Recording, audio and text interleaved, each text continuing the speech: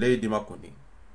o sodana Fatou moto maɗum haray o journaliste joɗo ko doaɗo nangede belem ganelan ka fen ko mama solution ankim partage no mo do tay woni trop tard yalima Aïssa Santé Beauté arno lo fi sifagol fi dum on konno dum on fejjiri Allah wadi tay nandi adanike du coup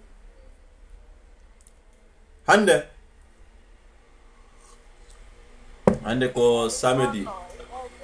bimbi on mama solution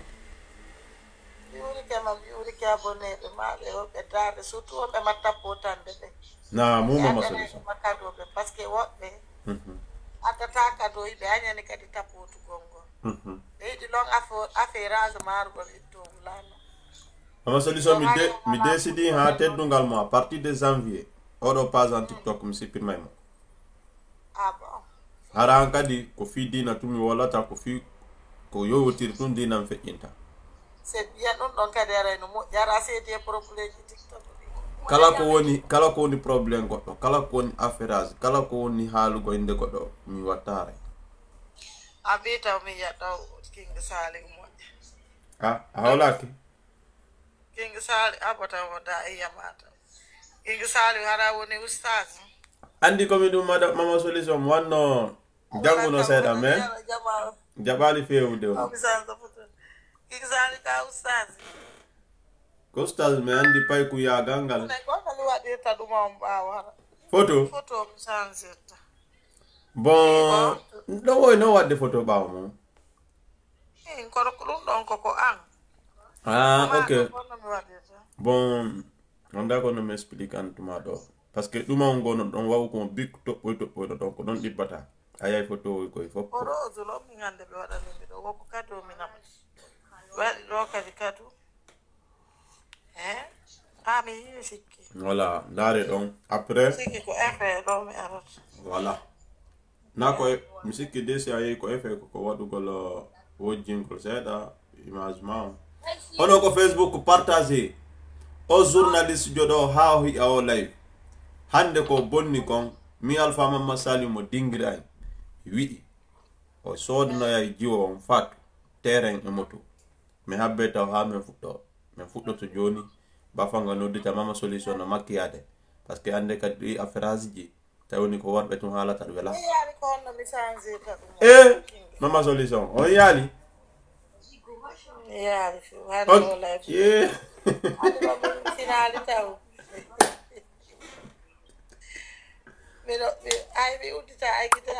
mama solution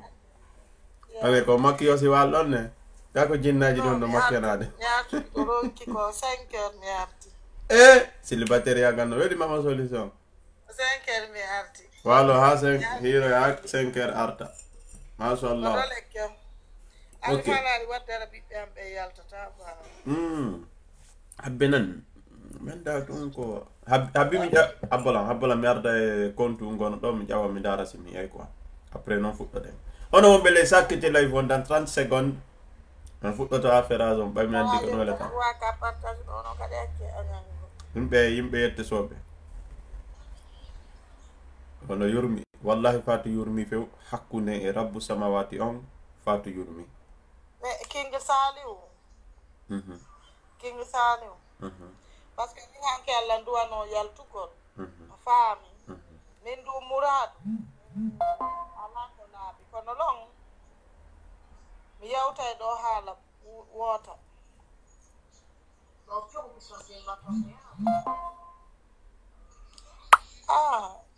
fenêtre iɗay jang ene oɗo ko fenêtre wiyete fenêtre o windi oɗo o mi hakkitino pay ko yalta simi waɗali photo ɓaawo o hiya e ɓiɓɓe am ɓe abbo ko ɗum fananaji anni ñande jinna fof no dara en ga e yimɓe cheytane ɓe yimɓe bomɓe miɗa ɓe gite maɓɓe ɗen cikko King Sali no laba bimbiɗo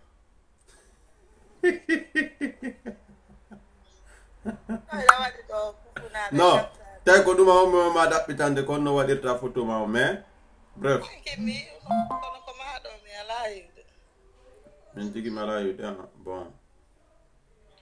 par ce que ɗo ma acce do ma solution ko femme naturelle ton là-bas do makki kadi wadi toni din do rouge ma sha Allah isale ci yalla bay ko yalla célibataire pro max Allah do barke o célibataire yagal mi ta video mi wawa no acce do andi ko non payle gondarata kupi andi no jodi debbo mala kupi non goy madama solution hare no kani king sare mi do ju debbo woni tawi no ay hono de dum do jogi o se dum do pusay woni mi yaami da aceri mi da ko wullina la fe mama solution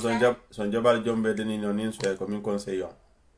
no mi fa anni fala le accu de ambi am benjam ko mi kaani mun ko mi suti kon do alla dandu si nawi ko ngo beydi ke do mama solution adoga ba wor ben ko reso do walla billah watta aduna kinsa jama wadi video ngarbe to ki hakka sabbe Allahu akbar ko be almi farga do to lokku ngan ko ngi wado kinga sare mi yatta ma hunde wote mi dokata ba gorko aduna ko worbe dokata ay mi nawi haram ni jaden fo iwi ay ki kala woy ko nara don ta kala ma inna ma be jomba ay si mi jomba ka amilan conseil ma wadu ni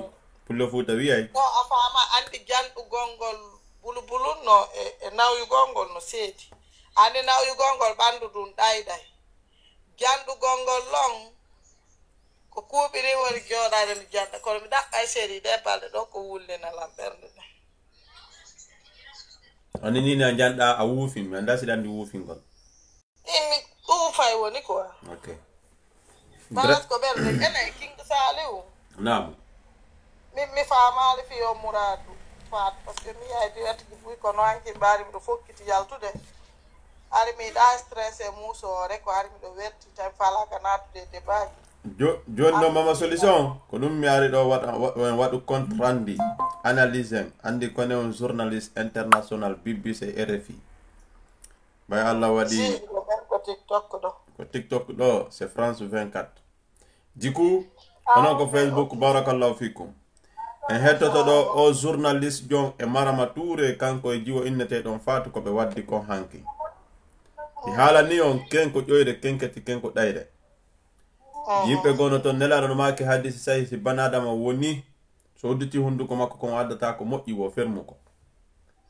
o journaliste jo yaltudo do mo mamum be no do yahude portona o plainte nangamo ha o sodana o fatu terrain e moto sabuna yimbe wombe ben baaw ma joni het habotu joni hettoden do ko wi ko nani kanko e Marama Touré e fatu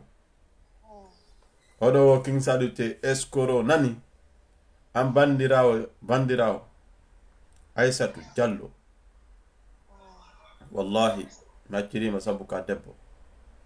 bana wiyata go escoro ade rawben to ngari en non bande ala ni on mi so ari on tayla wadde goddum si welali ma yahu wala ngappo king salum yewtabe ala ko buri sattude si gorko yenni jiwo ko buri musude ko aduna do si gorko darike yenni jollo si tay kambe worbe be yennata be ko yo ngaru kade ono rewbe yenno be dum non no kan to yenno bandirabe men be parce que ko kanko yenno no ma do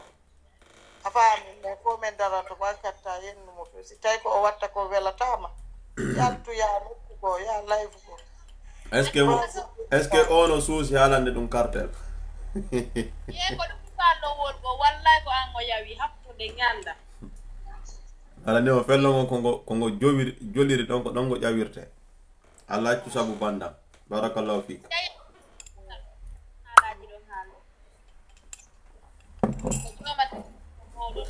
ono célibataire ben so de lekki may ko ngesa kingi moƴƴi assalamu alaikum wa alaikum assalam ani ko benta ko felo ko ngoyro ko dongo jawrte ko nani ka julide ko jule na ko wecce awa joni c'est bon bref mama solution ono wombe do hetto den fi o journaliste joko woli ko hanki parce que fi onnu odo anda hay golle makko do anda ko no jokki journaliste tay ko ari o fenu ko no mi fala andi ko ma arata tuta o nyaawore e ngi video habbo king sali ko tatu famano e hi premier ko wadi ko mi hanki mi haali ko maado min jete étonné Mariama Touré jaltati parce que Mariama Touré en andi ko nun hadi o yalta si tawno ko jooɗiɗo Europe woy si tawre mamo ala guine to waɗanimo vidéo duppayno yalta si tawno woni komo alano mamu guine ɗon waɗannomo o yaltayno jaabo ɗon e ɗon mais ɗo o immi o yehi ko juste onno ko saria ko police o yaltali o yow ko police a faami e suka o waɗi vidéo ɓe ari suka on tigiri haali inde gendarmerie heeɗa andi ko ɗum ko men ko doole jooɗora a faami kum pay kum Mariama Touré no ɓurimo doole no ɓurimo sabu yehi naɓimo gendarmerie koko ɓe King Saliou sa ala doole ala sabu ala ɗum goɗɗo no ɓurma doole on naɓima ko gendarmerie ko ɓe innuma ko ya haalu ko ɗum haalata ta ɓe sokki est ce que ɗa faamude donc lagine hannde ko ɓurɗo doole wo ko on ɗon waɗata kala ko faala affaire Fatou on ɗo e vidéo on a faami min mi wawata attaqude o journaliste jo a faami Fatou ari no jeejude no ɗuman no Mariama Touré no wadde ko faala par ce que ni himo mari pouvoir e doole wana noon si o waɗiri noon o yanay hey jaggu o wolletake min hay siko nene goto an si ɗa jaggiɗa faaminkiniɗa hooli goto ɓurama haray alda en par ce que min mi jaɓata affaire jaggu min si tawi ko min wonuno on ɓe naɓɓilan gendarmerie miɗo andi ko e gonga mi woni billahi walla ha warɗala minumannotako kono lon doole on e sabu on no ɓurda a faami ko pemma yata innayo lootu sombere mum nde wanami a faami donc min koko mi haalata kon ko gonga min mi yiwno ɗum hanki kono no wonɗe ñirude pigini sika marɗo hakkil a faama e King Saliou tawen toñu kala toñuɗo wallahi billahi King Saliou mi daari fi ko réseau sociaux mi jogike téléphone o mi toñima Allah no suti malaikaji no joɗɗina gauche droite kala ko waɗɗa no windede ta sabu réseau sociaux ma piiji gono to ma haala ko yimɓe welatama naado e ñande goo e ka haɓɓake ka sikka hakke moƴƴa a faami hande Fatou ko woni ɗon o ala doole o ala sabu o ala fus ko aade sonjiɗo yimɓe fulawa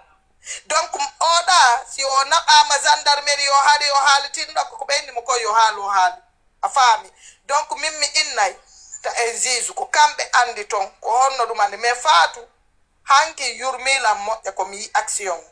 hanki ɓay mi yon gorko no darna ɗon no inna a mi feni Fatou mi gonɗi yalti ha hande hari Fatou yurmalna gila Fatou naati ko réseau ono wonɓe ko commentaire min na ko goɗɗo faala mi haalata goɗɗo ñammi faalan goɗɗo na luwasi goɗɗo woni yoɓude hay famille an on nanenege benga wolla yoɓande komi woni ɗon ko min on faami donc wona ko faala ɗon komi haalata komi andi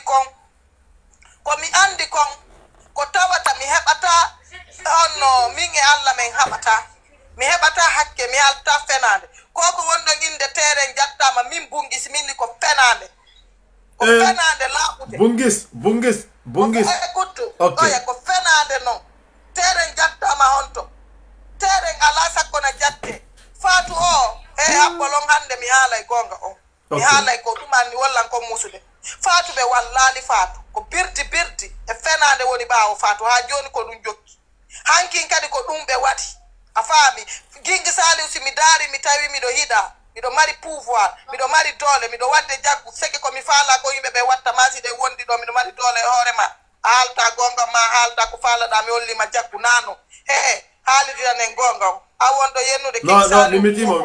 mimitimo no Ahmed faalaɗo wo so magila est ce que ko ɗum ɓurnata min faalaɗo sokkajuɗo kono noon si mi yi injustice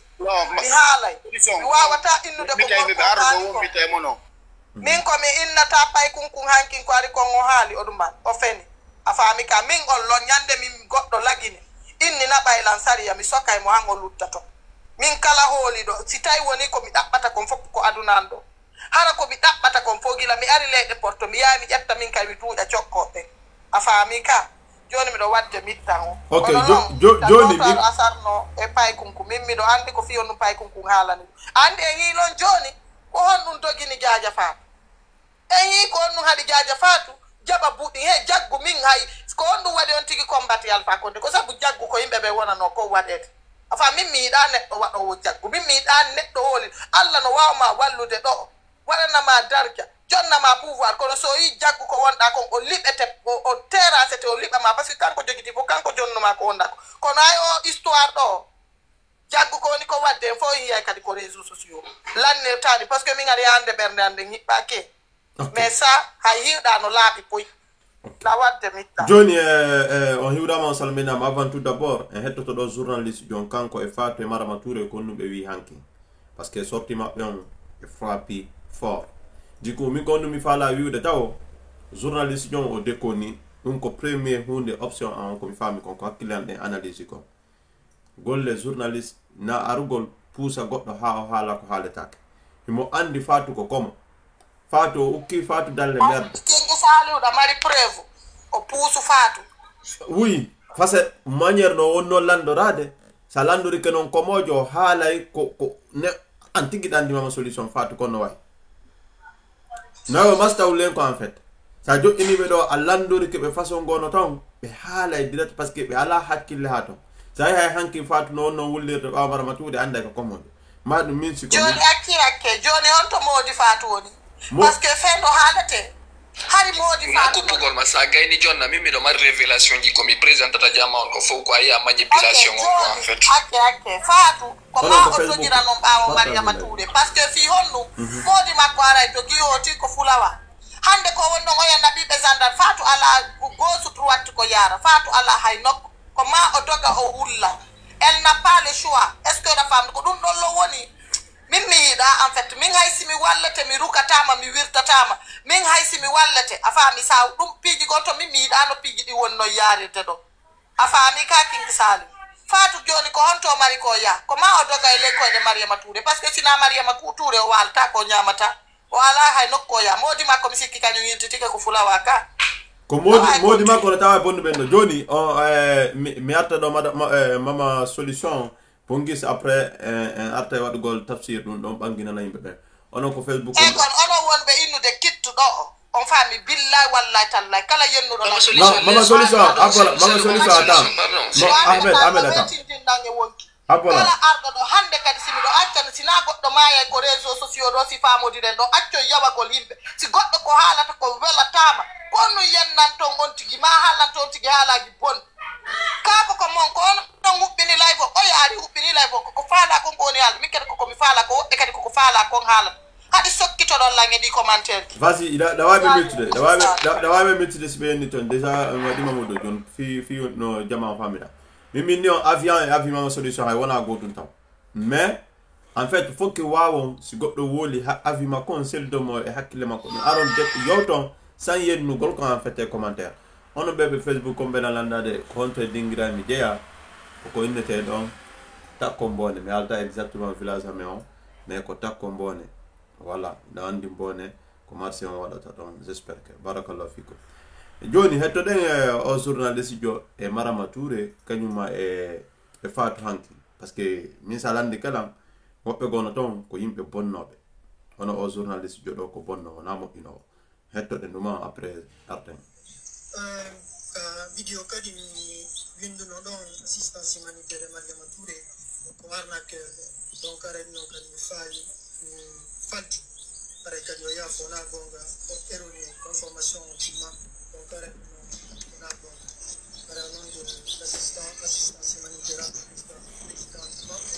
soɓe acci wakke o yaafo information circulation sur les médias notamment sur les réseaux sociaux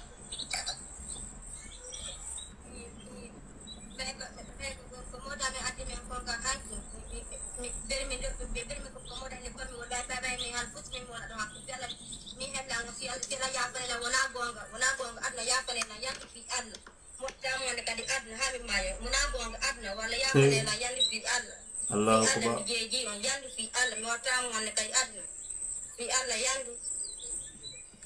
ok joni noon en hettoto Marama Touré tigi ko maki kon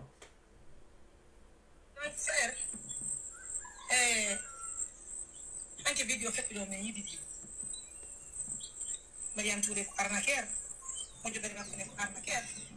alhamdoulillahi ko hande mi yuma ko hande mi yama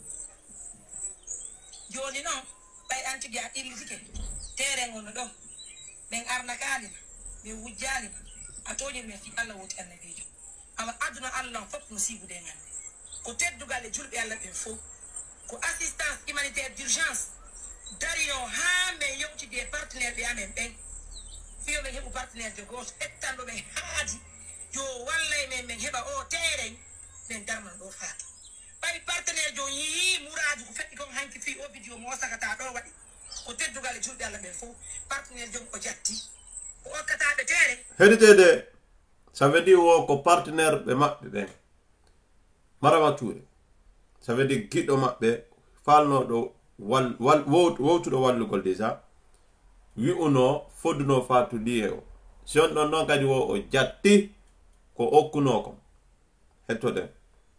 o wonata sabu ɓe heɓa feere wo o holliran kadi ko waɗi kon ɗo leydi ndin e ko waɗi kon ɗo fof ɗumen ƴettumen ɓokka miskina ɓen ɓe watta e nder juulirde kanko mo softude histoire Fatou ko watti e mum kadi hanki on hollunomen hiɗo faala kaydi wolaki ɗum ɗo festival mi jonnete mama solution somi gayni ɗo mi jonnete wola somi gaynte wola gayna wolde mi haɓɓoto hettoɗen mo haw gayni ɓe heɓtata kaydi moto moto ko ɓen jonni kon Fatou ko fi dépense makko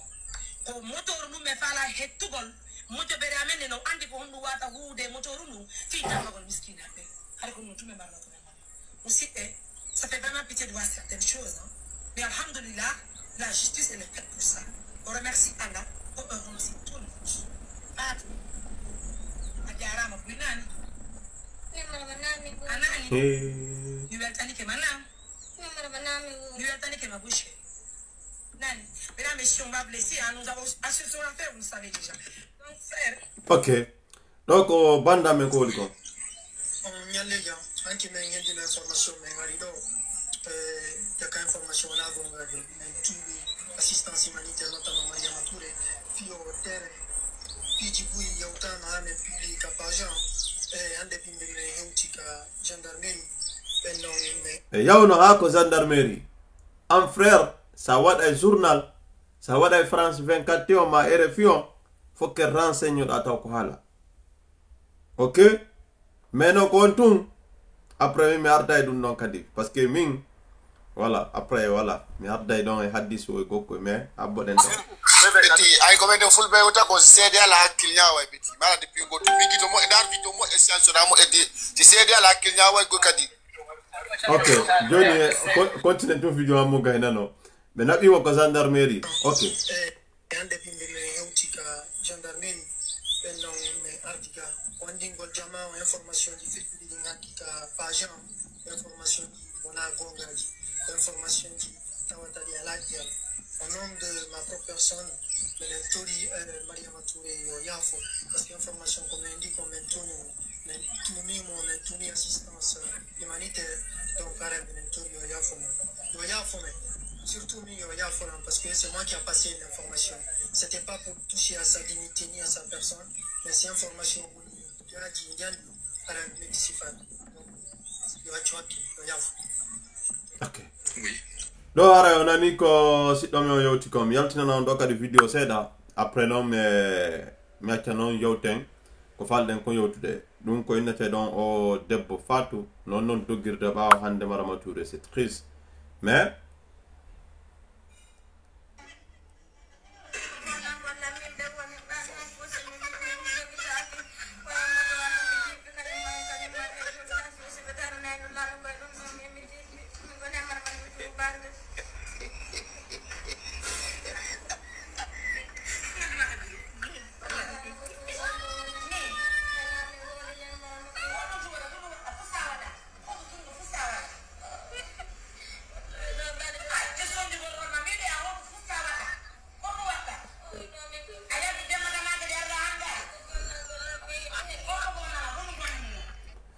wallahi billahi Fatou no yurmi ande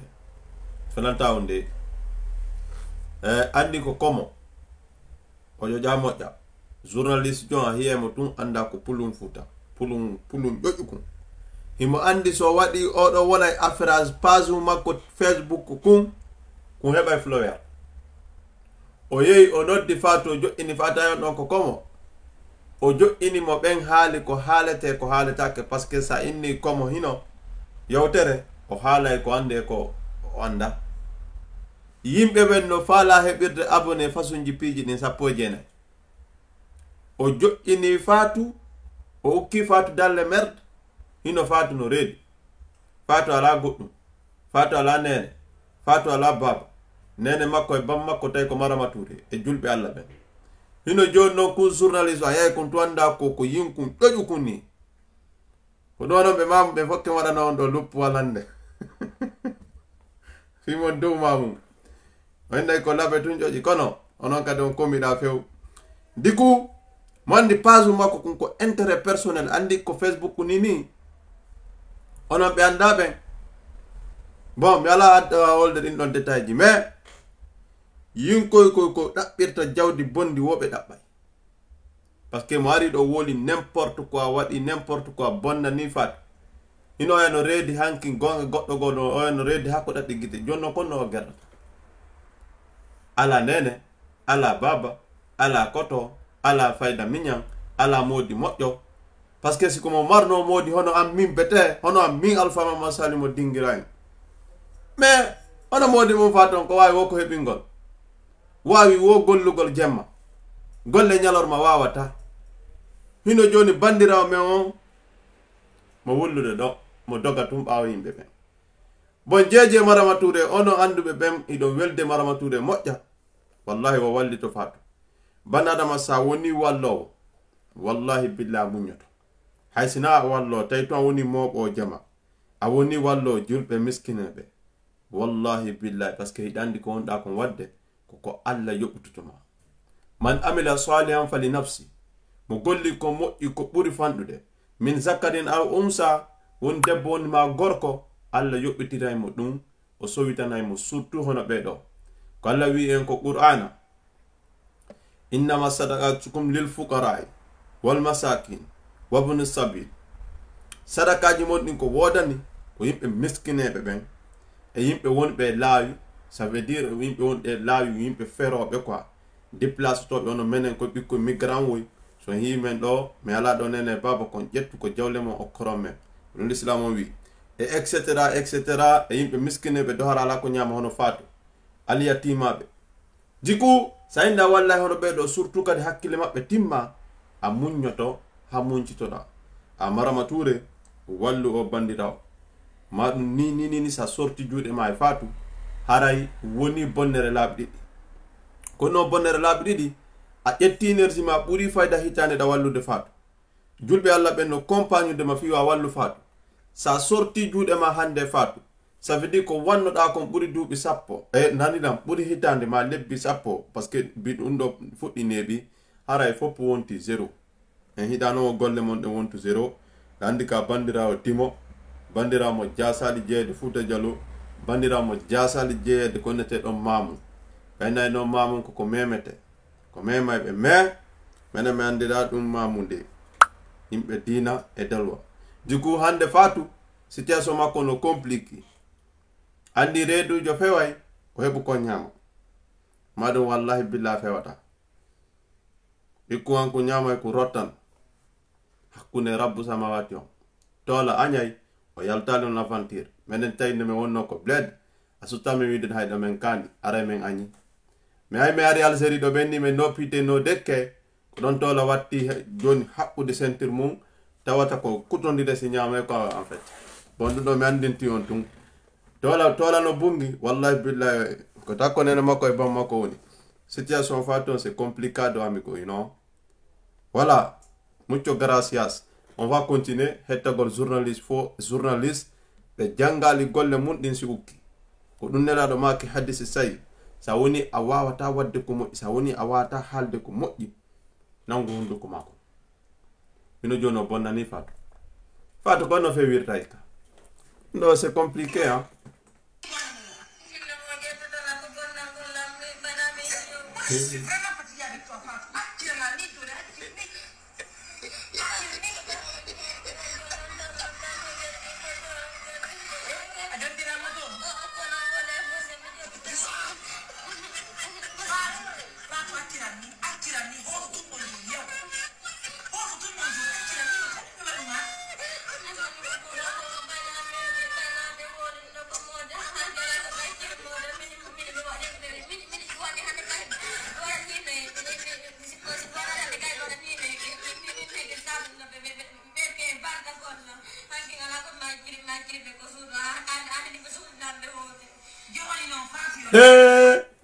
onani ko wi ko menda si nande wo modi makko bimbi law suudi mo dogi hoti ko burure ça veut dire gorun kun dum gorko benda jamfa debbo no luggi me jamfa gorko kan no hulbi King Saliou yo gendarmerie adam police adam ko wabda gorun kun jotto don kun dogay afami don kun dogay ko himbe fula wa non anda fus est-ce que da famude non goddo noddantake police o joodo do ko dogay King Saliou vas-y mi do wadde mit la ilaha illa anta subhanaka ya rabbi gorun kun ko kun aro ko redi na fatu kun doga kun suudo fi police adama fewndo jo ina jonna o camera e micro hikun huccira to ko vrai pulun joju kun kan kun kadi ay kun hucca to ko wala lady monken te suudu monken journaliste kun hayida kun ala kun huli King Saliou mais anda sapel ko tan wala na ma révélation ji quoi 2 secondes c'est que anda ko ni ba ton ko 2 secondes awala jon t'inquiète pas sonna inantela journaliste kun huli o enene goddo na ba man ko kaso holla ma gendarmerie ko nu ngabbi don ko yo daro kadi wala kadi goddungo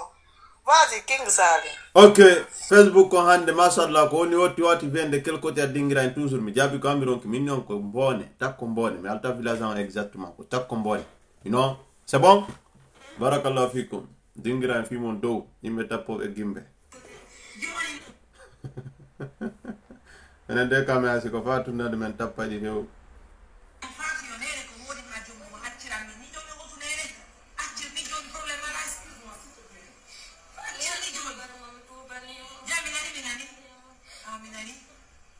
wallahi no yobi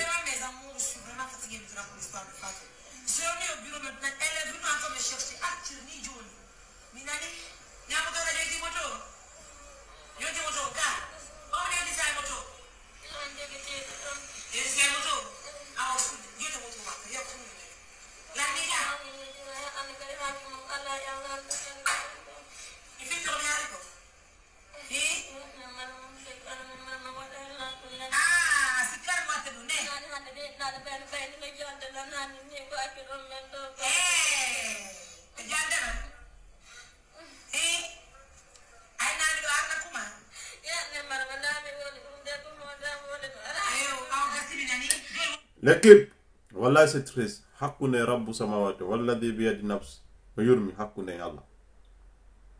hakune Allah no yurmi e fatou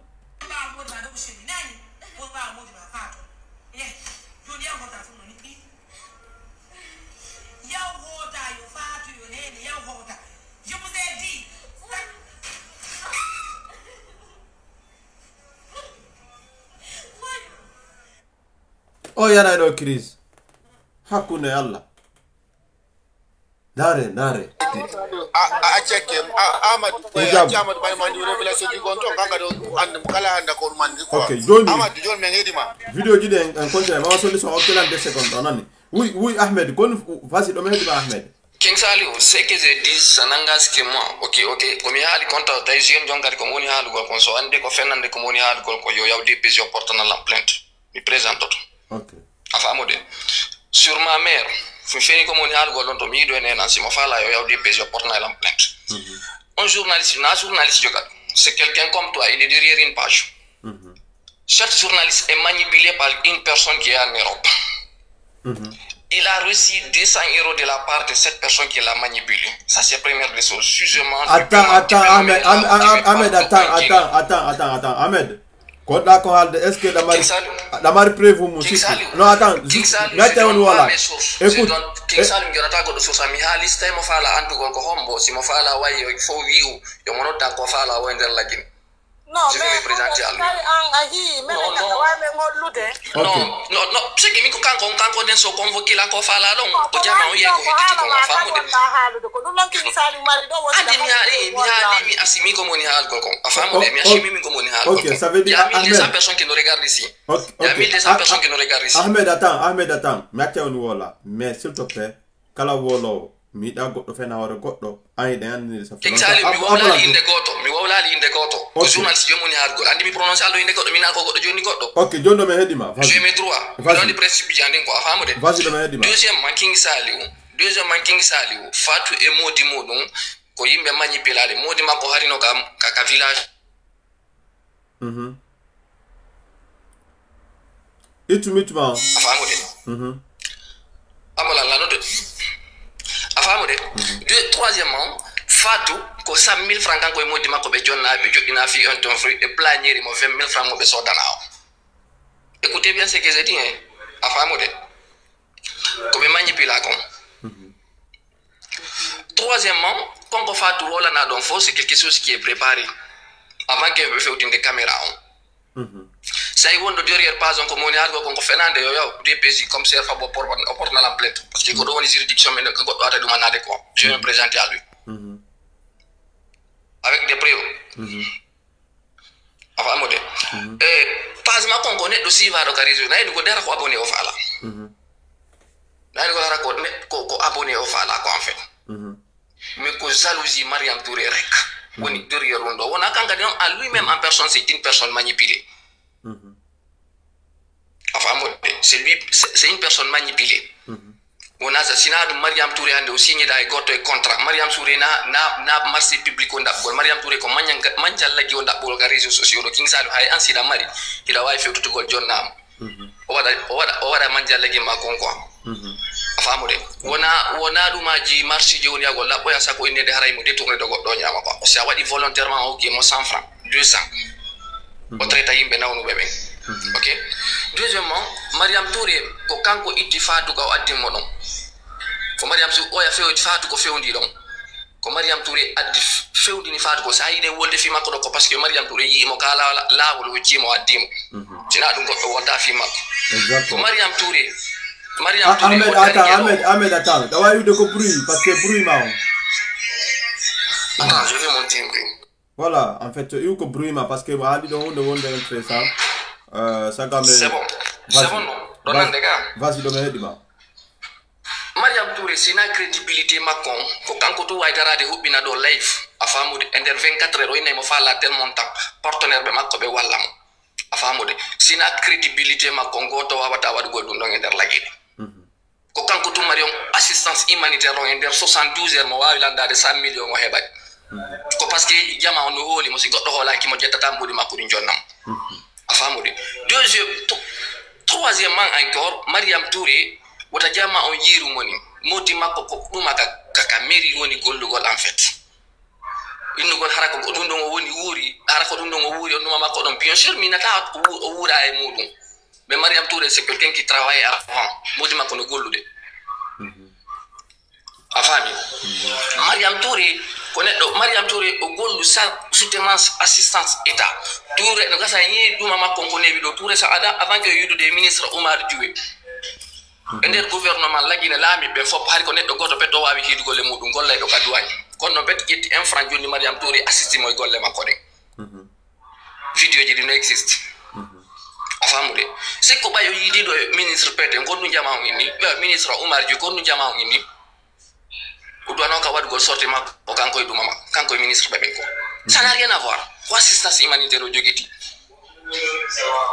enfin amude e yiwde jawle ko wona jettede do jonne yimbe blogueur ara ko fenade be woni wonu go be yalta o zoom o wondo derrière compage ndo hande si mo fala ko wada propagande nouvelle fenade do winda il y a des nouvelles constitution qui est écrite la fala ko wala yettu no baybe ni dum no ko propagande nabe di nga village na ba du village mon partage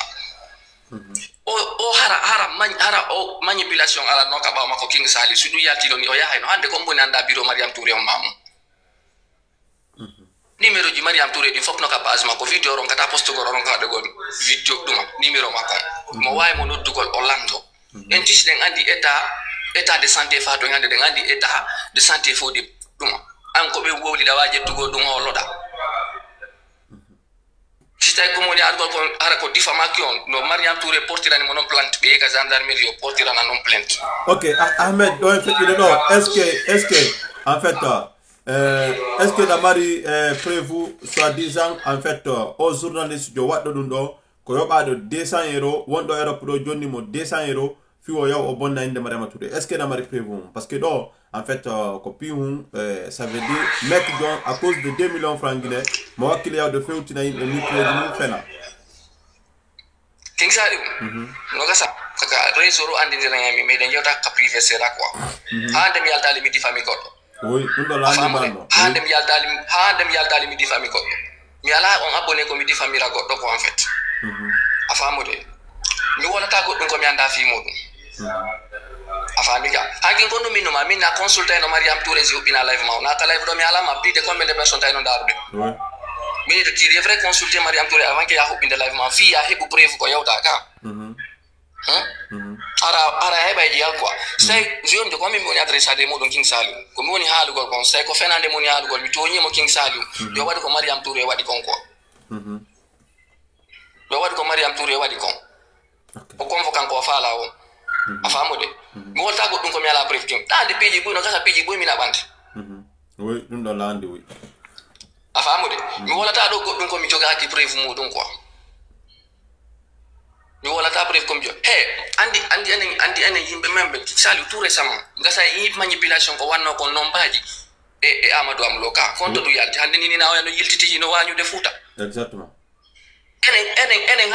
hadi soutene yimbe wonbe tonugol fi yimbe membe do Mariam Touré hande ko wonnum ko sina jalousie o kafida goddo o wona sina e goddo hande o kafida goddo goddum hande ko si a décidé a jetti inframa ko si da fala combat gol Mariam Touré yaw ka terrain tawamo créer assistance humanitaire on aller wadon concurrence ka terrain jama on bayare ka bebe ni ko anko ko wala gol ko moja e ko wada concurrence be wada guerre de communication King Saliou ka terrain to mo kala wada golle mun den ko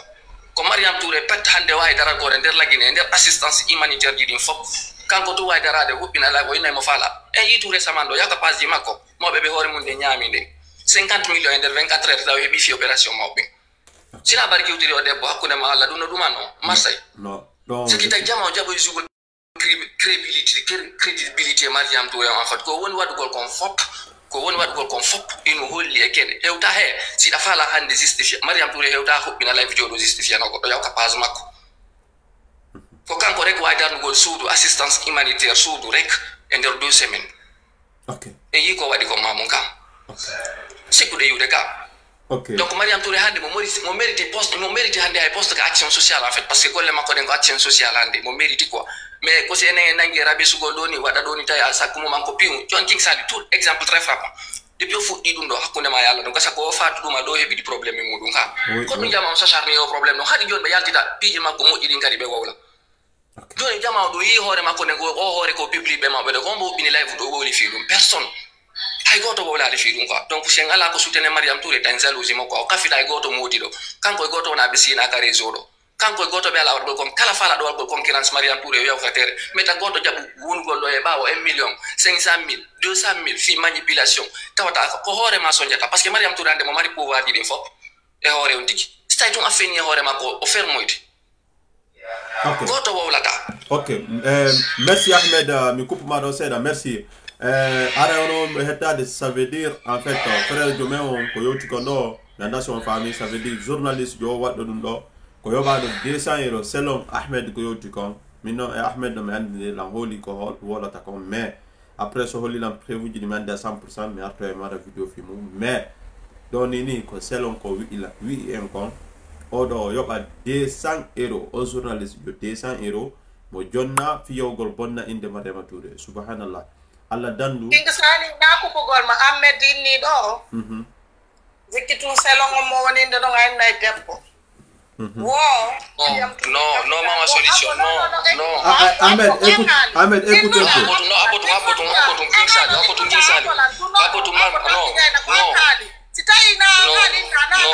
Ahmed attends écoute un peu goto modi ko réseau sociaux do na dum hali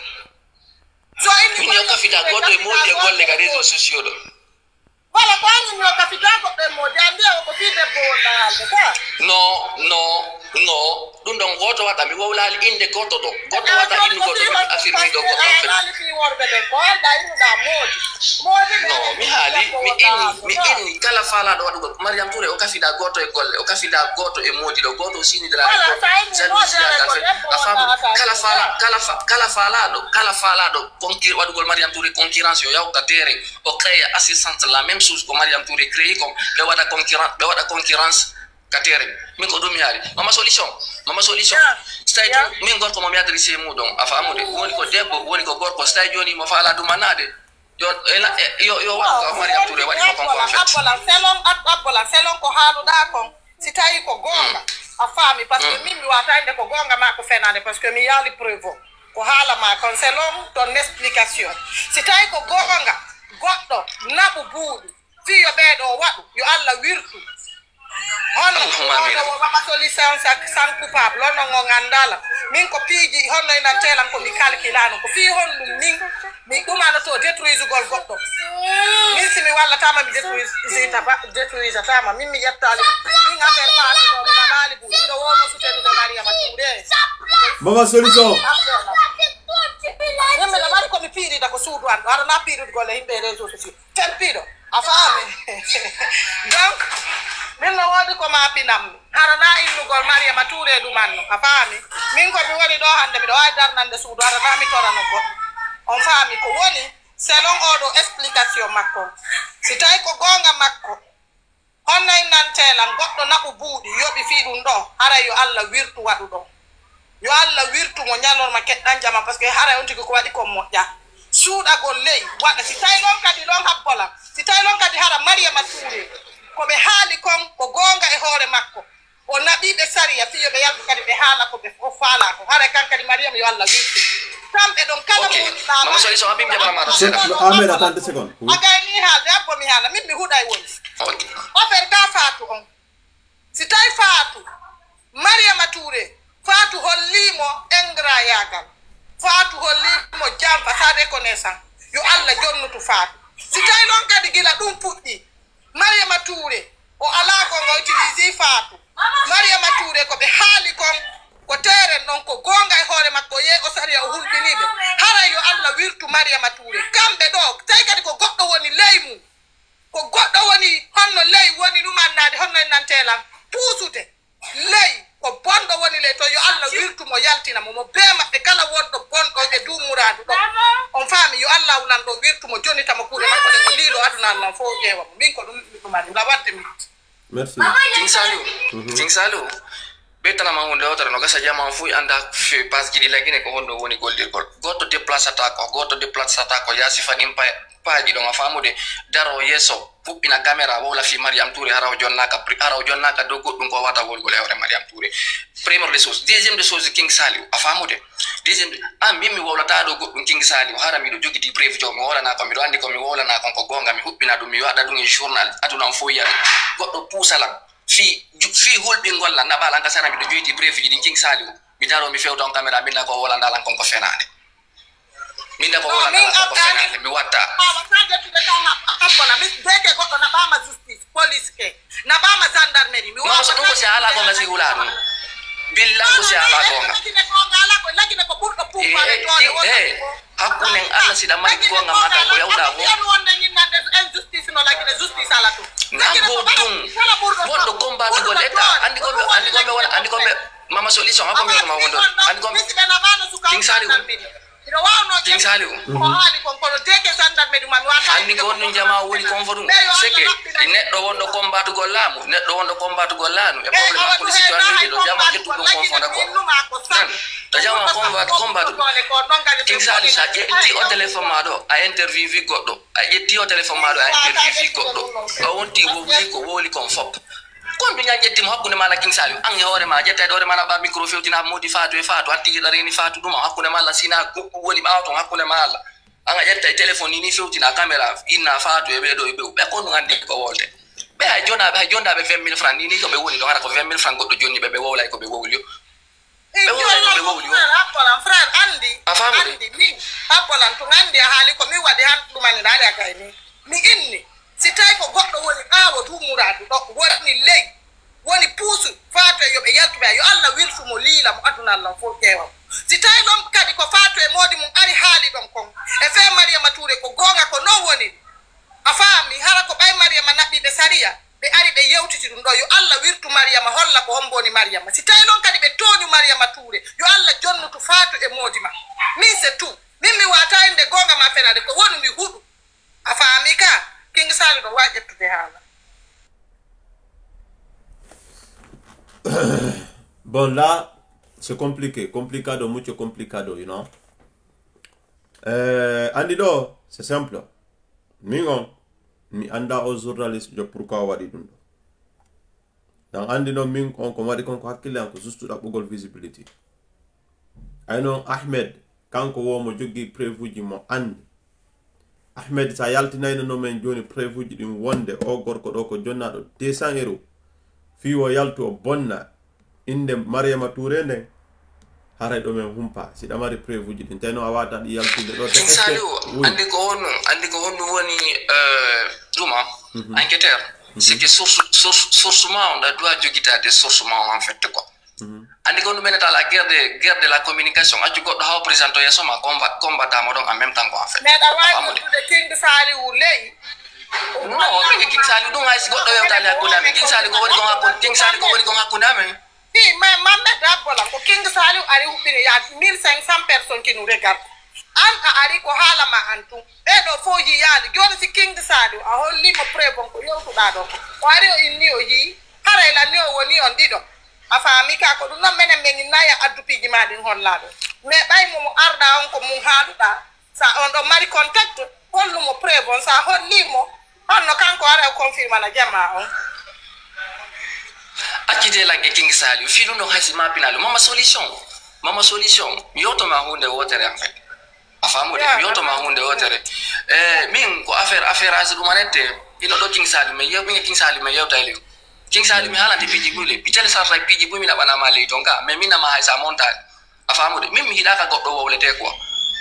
afamu de mais c'est que goddo mimi woni wala ngol fi Mariam Touré ko parce que milliards prévoit de fous milliards goddo fus ko goddo jotoro wala fi Mariam Touré quoi parce que wadi 1000 fois puis ngoto ngara ci mo idar ma ko do jama ko goddo le kadi Fatou na Touré connaissant en fait Fatou na Touré connaissante envers Mariam Touré sina dum Allah ko wada o sodi moto o lozi o den nani o gondu woni wadana li en fait si o ya do jodo yeso telephone ina yin kanyum goni ni ko be fala hettugo ko be enne kambe jonni mo mbodi o sodu terrain ko bon sam bon tetti kono jama fala na Mariam Touré en fait hono jama fala na mo sina hala men do hare haal go dabbira mo inde o e fenande o ko en fait ko dum do rek jama dum manano c'est que ndare video ji dono en go yala matu kanko dinga ka video King Saliou video mo présente da on do joni ko no Mariam Touré landi Fatou en ko mo jogi moto Fatou en ko ya jogi ti go be go dum abe ton jogi moto ka naka ngori ko dum mo woli ka video ton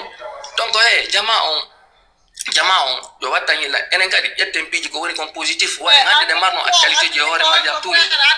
to mi woni mi wana d'accord e Mariam Touré no mi yi e video ko kanko haali ko hunde ko makko o inni moto on e kala ko tawata ko kambe walli Fatou de jatta inni moto be jonna e famille go tawata beddo no hato nginne mo mimi wona d'accord e dum do si tay woni o walli Fatou hambe hewti do moto on ko Fatou sodana be seeda yo jetto jonni ta Fatou akkida Fatou e hore makko wada Allah ko de Fatou e makko est ce que da famude mais innu gongol ay joni be habi o jetta dum o jonna goddo go e mon frère dum don en foppu men dum do wana ko mokkino na berne mokkude non kati afa mama solution awajo amoro mi jamala ma ron quoi Papola Mohammed mi ngen golli di hangen lawo a wadila hollila engra wallahi billahi mi ko engra mi wada Allah hakkude men mi jetta kala ko mi du jogani ma mi jonni tama min na yaw e lawol ma mekki di may Allah ayal toyta si tay ko mi mari gonga afami ka me dum do tigirita ko be inni ko kanko tigiri haali dum ko bidiw o jabitay moto na goddo toni mo dum do min ta dum ta hollila vraiment il y a quelque chose qui n'est pas clair dedans tu comprends mais min non si tay mama solution abi mi place Ahmed habo ga na fela wodi en goto no Ahmed oui blande ki mama solution oui min si Fatou nana eno hara no wodi wondo do yahowo mardo contact Fatou min mi wallata Fatou e mi fenanta Fatou on mi nabanta mo enneru on fami mi wallata mo de kono si Fatou jabi no ettu pawle makko den go yaha ko jaaje makko woni ton walla no den do si tay ko suudu bemma hay tudiyana yo o wala ton afami modi makko hande o mama solution e zali bon mi mari ko mi zaluzata Mariam Touré arrêtez ça ono mon ara ukkidiro nyimbe halon do hammi nata e halaji piji go ukkidiro lange hoya min ko hondum mi mari ko zaluza min Mariam Touré sayni a halu gol fi makko ko respect woni hakkude amen on ko mo mamun no lambala ni mamun kisse min la jettiro yaay fayde min si ko mi zaluzu Mariam Touré mi sutena tano Mariam Touré Fatou mi halimi ni mi sutenani parce que mi Allah mu yaani ko si arki se Fatou le juude arki se Fatou ala e juude est ce que non famu donc so ari ko non arata ko commentaire pousa goddo halugol ko duwaka halude ma piiji gono ton ma énorvon jamao min Mariama Touré ala hay fus ko misalusa ta na secrétaire na da duma no déjà ham parce que kono pusata la han kedi do la nyega famika faati mo bu clique claque makon o yaha o galle baba makko modi makko hande bay ari dum manike woni pere odogi o ti ko fulawa min non si tay ko goddo harade feno o faatu e modi mum ari haal ko kumpay ko ndo harade feno ko goddo woni e baaw min ko mi tori Allah ko Allah liilu won do baaw si tay non kadi hara ko gonga be wonno haalde ko bari Mariama nakki be gendarmerie afami woni hande kadi duma honno point de sortie ala haray kadi Mariama haray an kadi do Allah jonnite milla wadde mit kono mameda wata haalude do inna men getta e haala maka afami mede wobe wayna ta ko fenande so nata goto jetto halan kam ta jetto ko do wadi simi premier dole debi ko ministre c'est que je dis ça n'engage que moi Masseli Sonko afam ko mi ko do le ça n'engage que moi mi ala wo no fiyo ko halu ko écoute-moi no way wasi mimmi ari do joni mi haali mama solution na mi difami ko journaliste jombi difami ka si on nana gasa o capturer o vidéo lo menana si oui ko mi haali ko ngawara mako ko fenande ma c'est très simple la ga porter plainte contre moi King Salou billahi wallahi tallahi wadu vidéo ko mi haali ko yo vidéo ma posta ko mi haali ko ma ko justo afa ko no do hankino tuba o ya ta porta na ko plainte c'est lu dingala si ko to ni ma porta na plainte no o mo mi hi do hanki hino tuba ruttedero on ala dole tumanna ko mimi no wate mama soli akko place amaro hunde wotere wiuda Mariam Touré o maratru a jattu ko jonni kon objet matériel fatu yetano exemple tout récemment yetano exemple tout récemment andi association kala e pouvoir e sayraji mon din quoi tout récemment do yin Amadou Amulo e non baji bay ko dile c'est ko hay carte makko musique kon hay passeport makko Amadou Amulo bloko kono ka ko parce que baydu ma be mobile be dumani ke be jamlo so hetti document ji makko dinga combo joni mon carte combo joni mon carton he King Salou ta wonu sabu ko nene goddo yennete ta wonu goddo sabu ka baba goddo yennete ta wonu difama goddo ko en fait sabu intérêt wada kam hunde kala e luaji mun din ko Mariam elle a plein pouvoir hettugol indumaji don fop o wada ko faala ko si faala association be décider min on ma hanno Ahmed ari ko am ballas mi walli ma hollila ingratitude a hollila ka ingra aduma nikela mi activité mi etta mi jonnita ma parce que ko fi ma mi to ko fi on min ni hanki wona d'accord e fe buudi ko Aïssa torani ko jaaje fatu jonno goddo mo min ko so hakiro la 1 minute min pinit 1 minute petara mi gayno mi wala nando piji just 1 minute pardon atam Mamet min siko min on mi jatta mi jonta ma mekkida ma hore ma mi wada Allah hakkude afa amika mi seytane fola tala minna mi bulo kayni dum moto si o jattide juude fatu du nafata afa amika du nafata donc acci du no e fatu e hore mun do puri ko inna takon awa jono jatta e piji min ko dum non mi hala la wadde mi to wayi okay King Salou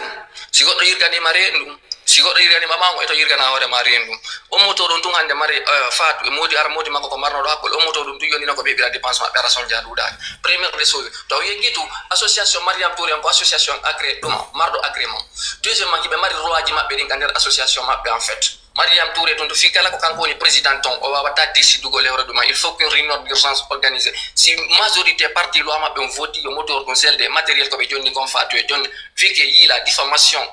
association parce que joie et crédibilité mabbe on King Salou afamude ibe mari tout pouvoir défendagol ko woni on défendagol on hoore mabbe be mari avocat be mari droit récupérer gol kala matériel ko be jonni fatu pour dire que le voilà ino do preuve ko dum do men jonni fatu et devant la gendarmerie aussi afamude donc ibe mari règlement intérieur mabbe on ko en fait afamude dum wona enen ina exigirta do émission en fait ko loi ji din wonde exigir gol quoi afamude ko loi wonde exigir gol Mariam Touré imo mar règlement d'intérieur assistance humanitaire makko ko agrément ko mardo agrément kadi leydi mamu afamude wona clandestinement gollir gol mamu ko andado no way wono ndado ni King Salou goddo si diffamima ida mari droit yettugol preuve ji din fop comme o journaliste jodo si o ini mi difamu imo mari yettugol kala kami haali do na maka gendarmerie portana lam plainte mi yaade preuve jani ma yama wala justice Ahmed dandi kon mi fala do est-ce que ida wawi lan jonnude prévu ji din ko da kon ko 200 € o do yoba fi attends laisse-moi finir juste la dupi yardu en fait matiem on woli do puis en fait est-ce que da wawi lan hollude en fait preuve en fait o gorko waddo o vidéo do jo'inɗo Fatou yewtinimo n'importe quoi journaliste jo waɗɗon ɗo est ce que ɗa waylan addande prévu en fait ko innuɗa konko yoɓaɗo 200 € fi waɗugol ɗe golle ɗo Fatou en ko jonnaɓe mo be mum 100 000 ɓe sodana plañiri ɓe yehi ɓe joƴƴina ɓe haali ɗum ɗo est ce que ayi ɗen anndi ɗa waylan addande vidéo en même temps hara maɗum addanalan dow ha mi heɓa haqiqa journaliste jon o yoɓa 200 € woɗɗo era ɗo yoɓimo 200 € fi bondugol inde Marama Touré min ko non humpa y a pas de problème king sali o min mi wolandama kala ko landiɗa lam bourgeoisie te doon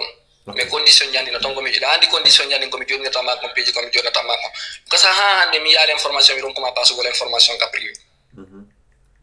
peut-être ka mi yaalante piiji boy quoi je te donne l'information après ça gayni ɗum ɗo an andi ne sa hoɓɓintina e privé komi wonma jonnugol kon mi jonnete quoi ok mi jonnete ɗawa jonnugol woɓɓe goɓe haala quoi t'inquiète pas pour ça billahi mi hollete journaliste jonga toujours je réitère ko mi wowli kon ɗo kay so tawi ɗum andi mi diffamima lan Conakry lan Hamdallah pharmacie numéro amo numéro téléphone on siɗa falande mi kala mo wiɗa ka réseaux sociaux jonde mi jonna on tigui jonti jonnama numéro on ko noddalan ko falla o billahi wallahi talla si feni noon to Allah hollidiran enen an ko waɗo mi wata haalgol ko kisa mais Mariam Touré yo Allah waɗu barke makko ko don bela guine ko en fait ko haaluɗa ɗo Mammed si tawi ɗum ɗo ko gono wonno duwa yaltude par ce que waɗuɗo on ko waɗi kon duwa kamo duwa lilede o wirte few a faami o wirteke wirtere waɗi kono habbalan tum minen koko haala ko wona kono andi ma solution andi ko ɗum ɗo ɗon famugol andi ko ɗum ɗo ɗon famugol bingoto andi ko ɗum ɗo ɗon famugol goɗɗo na ko jonnawo andi ko ɗum woni confiance andi ko ɗum woni confiance mama solution min naka sa jonni lando goɗɗo mi ari mi ƴettiɗo a famude mi jonniɗo King Sali ɗum noon a famude enen ɗiɗo yewtali min miɗo jonde King Sali noon andi aray goɗo woni diffamation hara hande kadi procès ma heɓata ko ɗum wolanala a famude donc journaliste yo andi hay journaliste ɓeɓe loi no protégé ɓe ɓenni source ma wala Mohamed King Sali kan wandi so King Sali insista kanko mo andi a famude King Sali kanko mo andi quoi enfin donc ko ɗum woni conservugol dignité wala namam Mohamed si tawi woni ko goɗɗo naɓi buusi ɓe on faami honno nantela waɗi ɗum ɗo oɗo gara moƴƴa e société oɗo ko posonjo par ce que ala hare ko ƴettanta buuɗi o puusa ɓe o inna ɓe e yaltu haala ko tiɗɗuɓe ko ɗum on duwa y a pas de problème King Sali e yewta ni tuma ganda live ma on yewta quoi ayo ala live fenangol ba mais mi ala intérêt mi ala visibilité mi ala goɗɗum ko mi fenira e hoore goɗɗo quoi he ñande kala mama solution mi feni e hoore goɗɗo ne yo Allah yirtuɗum e hoore am ma ñande kala mi waɗani goɗɗo jam fa yo Allah yirtuɗum e hoore an ko en fait a faami ka yo Allah yirtuɗum e hoore an ko a faami mi ala intérêt ɗon joɗagol wora King Sali peji bu waɗa ɗo mais minama ko ni eni minama mi hoolaki ko watta kon ka yalto yahara kadi nano wayri ka yalto yahara nano wayri quoi afam c'est que plan comme ɗum anni ko miɗo andi ɓe mi jangali journalisme King Sali mi jangali journalisme mais mi wondi e journaliste ɓe ko ɗan andi plan peji ɗuma fof no yarata ko a fi affaire journalisme donc peji ɗin jama on yo wattañilla moƴƴa quoi ko diffamation laaɓuɗo ni joni so tawi tumbi diffamimo yo waɗu ko mi wi kon King Sali ok merci merci Ahmed mi kuppuma ɗo merci ça fait longtemps o yewti selon Ahmed Bari wonɗo leydi Conakry ko wi en kon haray o journaliste jo yawɗo noddi Fatou joƴƴini ɓe yewtini ɓe ko yewtatake ha Marama Touré en association maɓɓe on jatti leydi ko ɓe sodanno kon kañuma e moto on e piiji ɗin fof ɓe jatti ɓe acciti Fatou ko reedi ɗo wo haray on journaliste jo ɗon ko yoɓaɗo 200 € ko yata 2 millions francs guinéen fi yahugol bonna inde Mariama Touré nami haali ko Ahmed Bari leydi Conakry woni ɗum kanko no haray womo mari prévu ji ɗin fof ko holli journaliste jon ko yoɓaɗo 200 € fi yahugol bonna inde Mariama Touré nandirɗon noon yettosoɓe no woodi ɓe hiɗa Mariama Touré no woodi kan noon yette Bari ɓe hiɗuɓe King Sali fuɗɗori an tigui a hiɗa Mariama Touré ok fuɗɗoma mi yi vidéo ji ma ko waɗɗa kon worɓe atan Zarif meka worɓe habbola worɓe laisse-moi finir worɓe mais habbola worɓe ammi gayna t'inquiète pas mon pote t'inquiète tu vas parler du coup voilà ko Allah hawri nde sawaba tawi woni min mi yiɗa Mariama Touré hara en noon kadi c'est vrai ok barakallahu fi ko lawri nde anti gayda Mariam Touré sabuna amba Aïssa Santé Boté ba na hande jukki don fi Mariam Touré est ce que a fami worbe ange ay sa santé bonté na hande tukkiɗo Mariam Touré kala vidéo ko Mariam Touré ay binete ti emo vrai pot mais mi haalante devant all people ange Mariam ange on santé bonté depuis neɓi ɗo tukki Mariam Touré kala ko inde makko ɓurata e goɗɗo King Saliou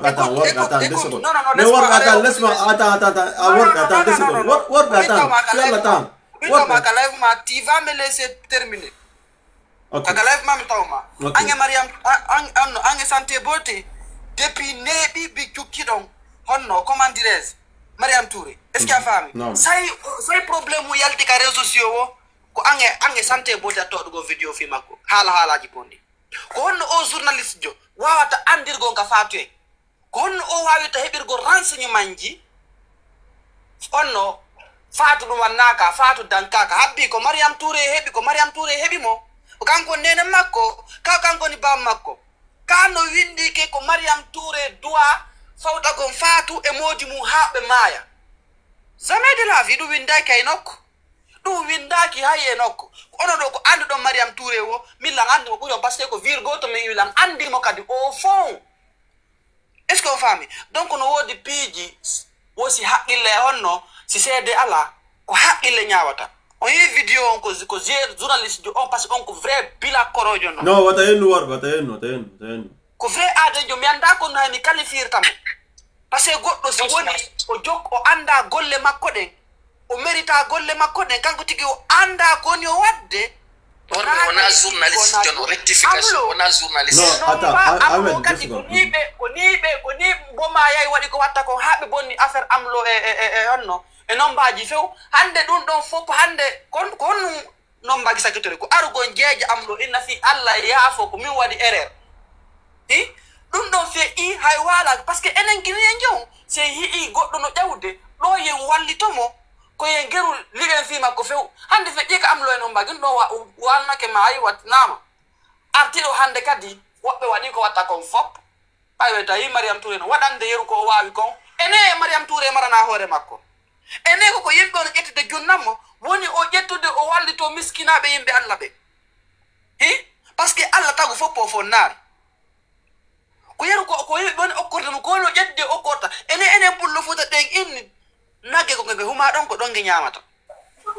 ino ko hatta ɓe sela Mariam Touré fi honɗum hatta ɓe sela mo ko honɗum o bonni ɓe ko honɗum o ñawliɓe honɗum so tawi woni Ahmad inniɗo oya ko yoɓaɗo mbuuɗi gowenɗogon ko goonga fi honɗum par ce que ko honno on ɗon andiri ko fatoɗi ɗon ko honno yatto o posanamo ɗin question ji mais he vidéo ji ɗin mais hi ko journaliste jon demandi ɗon pardon wo ko fausse information o hendi ko hombo jonnimo o information ko honto itte o information na goto yoɓanimo paasi o yahi hanka fatou en o filmi ɗum ɗon o interviewi ɓe ko goɗɗo innimo joni mi junte ɗum ɗo mi lowanama essence yaha en équipe ma on tindi noon fatou en koɓe haalta ko par ce que min nayi koɓe haali ko koɓe tindinaɓe koɓe haali ko si ɓe fuɗɗa ɓe filmu gon mais pour quelle raison ene waden ni gonno Mariam Touré no bonuɗe ɓe hande Mariam Touré duwa ɗo ko gouvernement on duwamo hay waldade la population on tum mawɗo gouvernement on duwamo waldade par ce que kone wadde ko naafi goto nimo waɗande c'est pour tous les Guinéens c'est pour tous les Guinéens woni waɗande na goto peti mo waɗande ɗon yiyade walto yimɓe ɓen encourage mo ka golle makko no wodi yimɓe buy faalaɓe récupére gon place Mariam Touré on mais hakkude en Allah on ettoto on ronkay fi honɗum ko Allah junnimo place makko gono ɗon duwa ɗon famude ko Allah junnimo na onon junnimo na kanko junni hoore makko wodi no yimɓe boy créeɓe ONG ɓe yahi hatay ɓe yanay woni ɓe liɓi mais kanko depuis o fuɗɗi o ƴaway tum woni hi pour quelle raison yeɓe wawatamo sutinugo pour quelle raison e hiiɗo ɗe balle ɗo neneɓe ɗo nawnuɓe koyɗe maɓɓe ɗe fof ɓe wata haydara go e hiiɗo ɗe balle o mo hunduko mum boni ɗo e hiiɗo ɗe balle ɓe mawɓe wonnoɓe tasade ɓe wata haydarade ko koyɗe maɓɓe ɗe woni ɓe yarde hiɓe jindude e ville ji boy na inu gonko mamun tuma ko labe tuma dum ko totum ko partout kala ko on nodira o wawata inu gon kadi kanko Mariam Touré o wawa décroche go après gini parce que ene o be halde ka réseaux sociaux surtout ene be public dunité be ina publier la num do hiren ande awata publier ngon fop awata kadi wallu gon fop o mara on pouvoir parce que ko haqqille goto jogiti na haqqille temedere woni ka hore makko you know a un moment donné enen ginengo yewtintira nen gonga tat non ka ko ha no enen goni wawde si goddo fokkete jawgon e walla tamo so anduno information ji makko din ko fenandeji kon o yaltani o pose na be question ji pour quelle raison kanko tigo gelti ko Mariam Touré mi jeji ma ya fola fi Allah ko mi wadi ko mi fayi mi tori ko yo ya fola fi Allah hoti annabi jo ya fela imagine non ko sonno say goddo ari fenande devant minna devant 20,000 personnes parce que minna plus de 100 millions on vidéo mo wadi ara kadi inna ko mi haali ko mi fenu ya fela imagine kan hersa don min su ko mi woni on don mekkita den golle ko mi jokkido mi labba golle ko o yoba si taw woni o yoba mi worbe tato minni santé beauté tawa e busu gonde piño yawo mi anda be ko ay so santé beauté minna mo tawa e den piño ay amana bi kala minna an king salu da tawa parce que réseaux sociaux do an king salu Mariam Touré kono woni le pire ennemi de Mariam Touré Worbe, attends, pardon, Worbe, attends.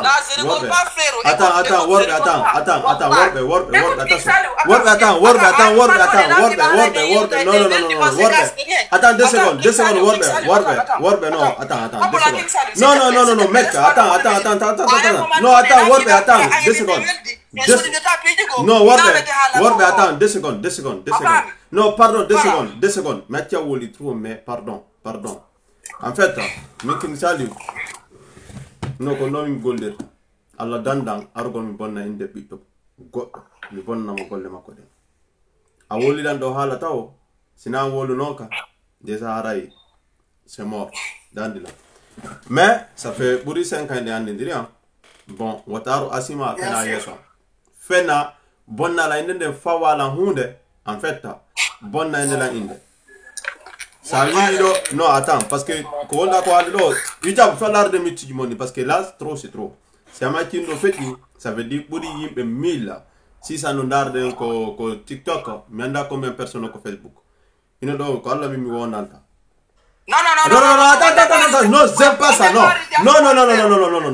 mais qui m'a woli pardon parce que à énervé no la nebi wallahi billah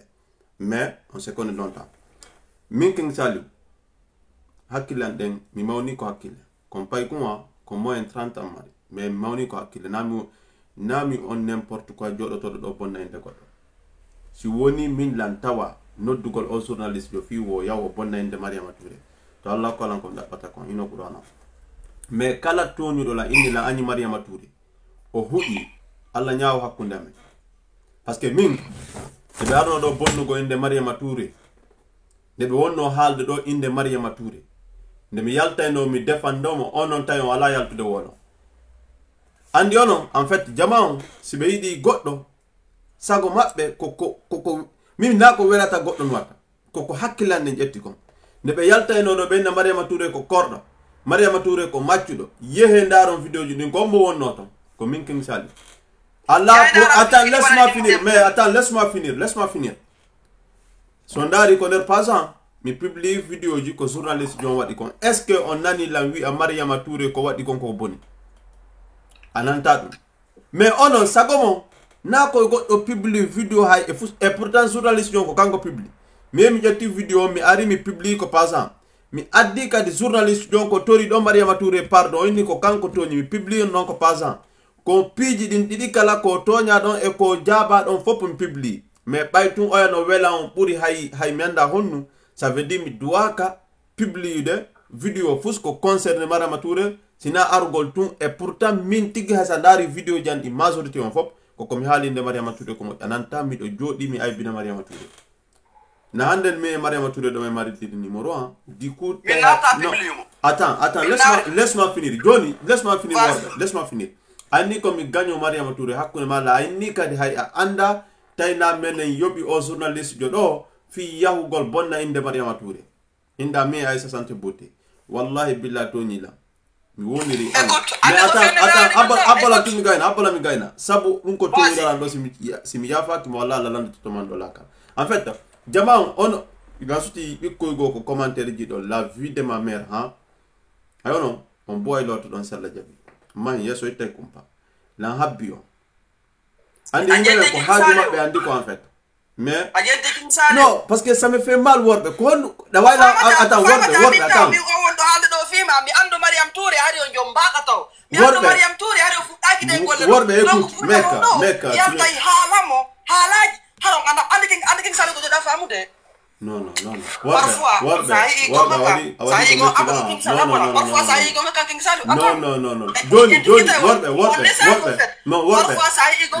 worbe est-ce que da wala écoute attends est-ce que da wala addan de vidéo goto kon bondi ne Mariama Touré awadino live ji depuis non comme landima est-ce que da wala addan de vidéo goto est-ce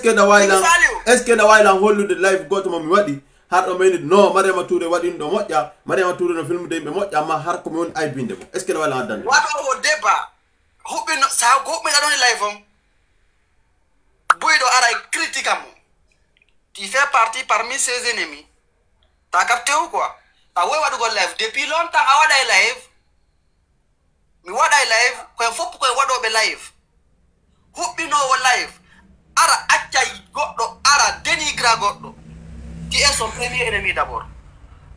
Est-ce que la femme de comment malande comme? Na hande fu da go live contre Makko, you know? Je sais de quoi je parle frère. Il faut que wado be live do tout temps junna information ji concernant actualité ko ta kon fop. Mais Mariam Touré femme et puis ngoto King Saliou hande do ni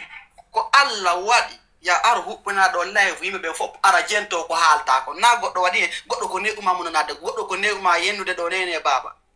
ko Allah mo ya mako ma hendoto ko Allah mo yi gon a wada ka live ma do a wada yimbe be kadi ara jento haynon si fop anyima bay tum Allah mo bin Allah wadi ko haalo yimbe ben jento you know a halay be jento ko wonda kon haalte hay stay woni be yennete ka commentaire ji.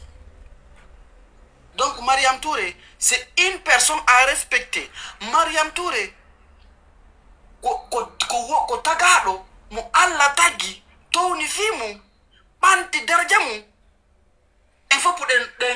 den mari doa e barkia mais quand kadi nena mako yangani no bamma koko en fait parce que na ko alla idi dum nonge ankadi non ko ki attaque go King Saliou atuma do ande na re écoute-moi non ankadi ko King Saliou do mi jawata mi hala go dum goyi sina King Saliou do mi jawata ga goto bari balde non o adi o adi zabe ila ga intervenu go fi Mariam Touré écoute-moi apona acha go ami gana yotu go s'il te plaît frère si ko lay to no wadi re goto attends la mari droit halu ko mi fala no bari balde kala accumo gayna après wala oui ada ita ya mi gana me ora se da fialla ka tanka ta wala na ya mo police kadi hala minni ada ita ha mi gana halde pardon ko ata ko gol King Saliou jawnu mas minni ada ita ha mi gana halde attends tanka bari tanka bari balde ada ita ha mi worbe tato mi gana halu go si hala fiyo okay arko fiyo no sabo Allah rabbi ada ita ha mi worbe tato mi gana halu go si hala ni worbe wolu don joni no ko fiyo do yeti afali okay gete la ko hala ta so podo didi do sa prendre temps abang o do worbe gata arko fiyo num wadam tadu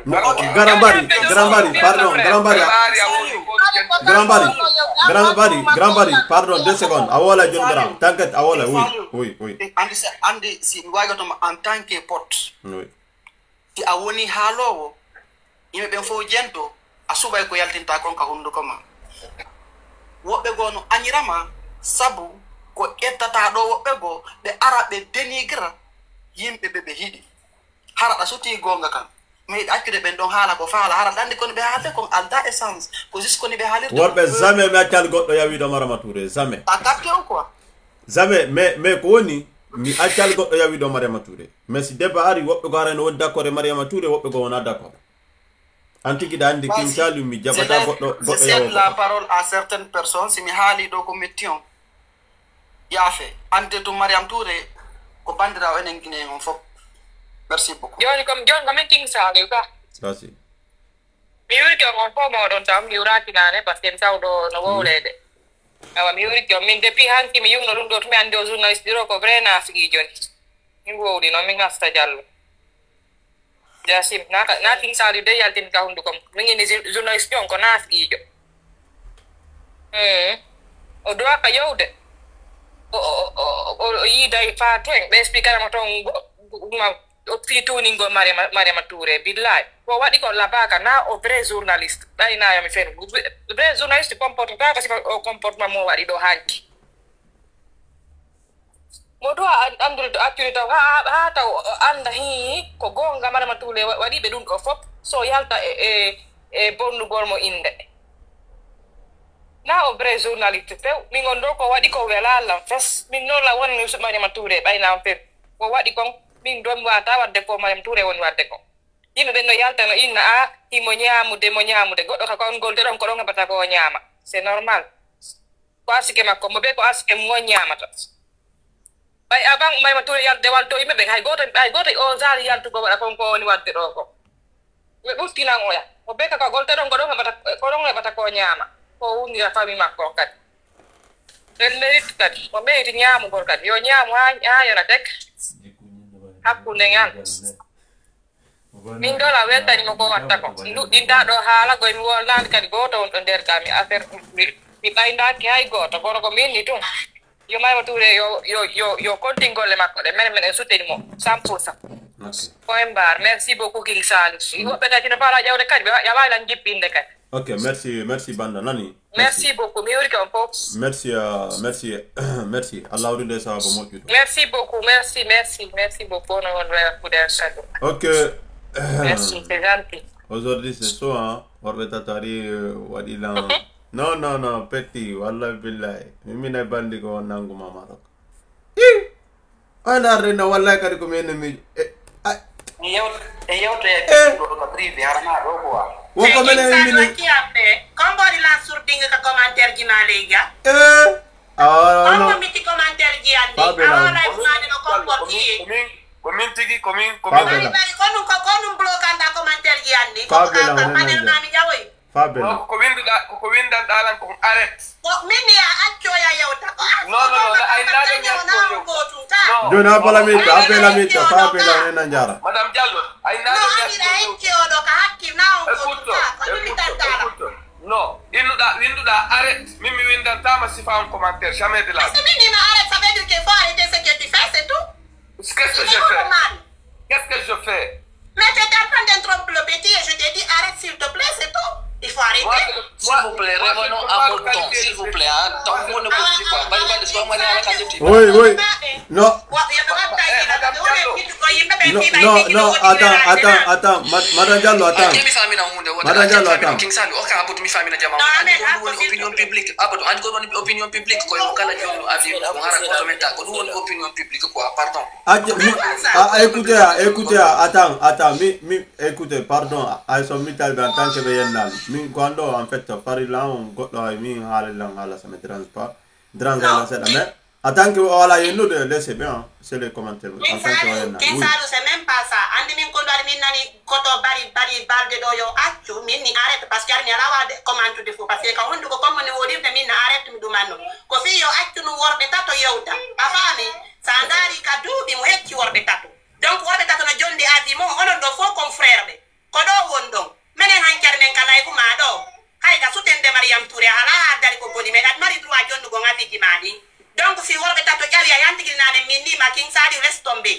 si o woli an terto la ni mo jonde afi makko donc il faut que les autres do wonde ça sert à rien ye mitindi rien énerve ça sert à rien ay mo da mi kala ngandi bari tade da wonde di c'est quoi donne ça bon madame tangande kadi ambari Madame Diallo, mimi windan tama minna ma Madame Diallo arrête pour rien au monde mi wattadi. Mais ça veut dire ça on continue. On va continuer s'il vous plaît. Ça il a droit à la fusumi. Non,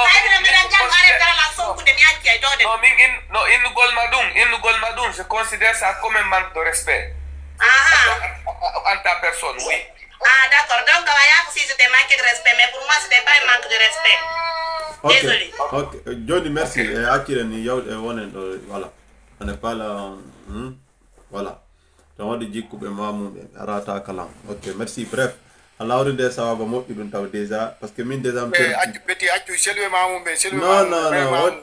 perdu quoi en fait woko mi yobi journaliste woko c'est le mamoun petit mais mi ñake mago por d'accord ga men petit por da petit mo yal por da ka por o da ko to por oh bari aditi bari balde aditi département mi anda ko no wadi wobbe go win wanda tay be signalé matay ko no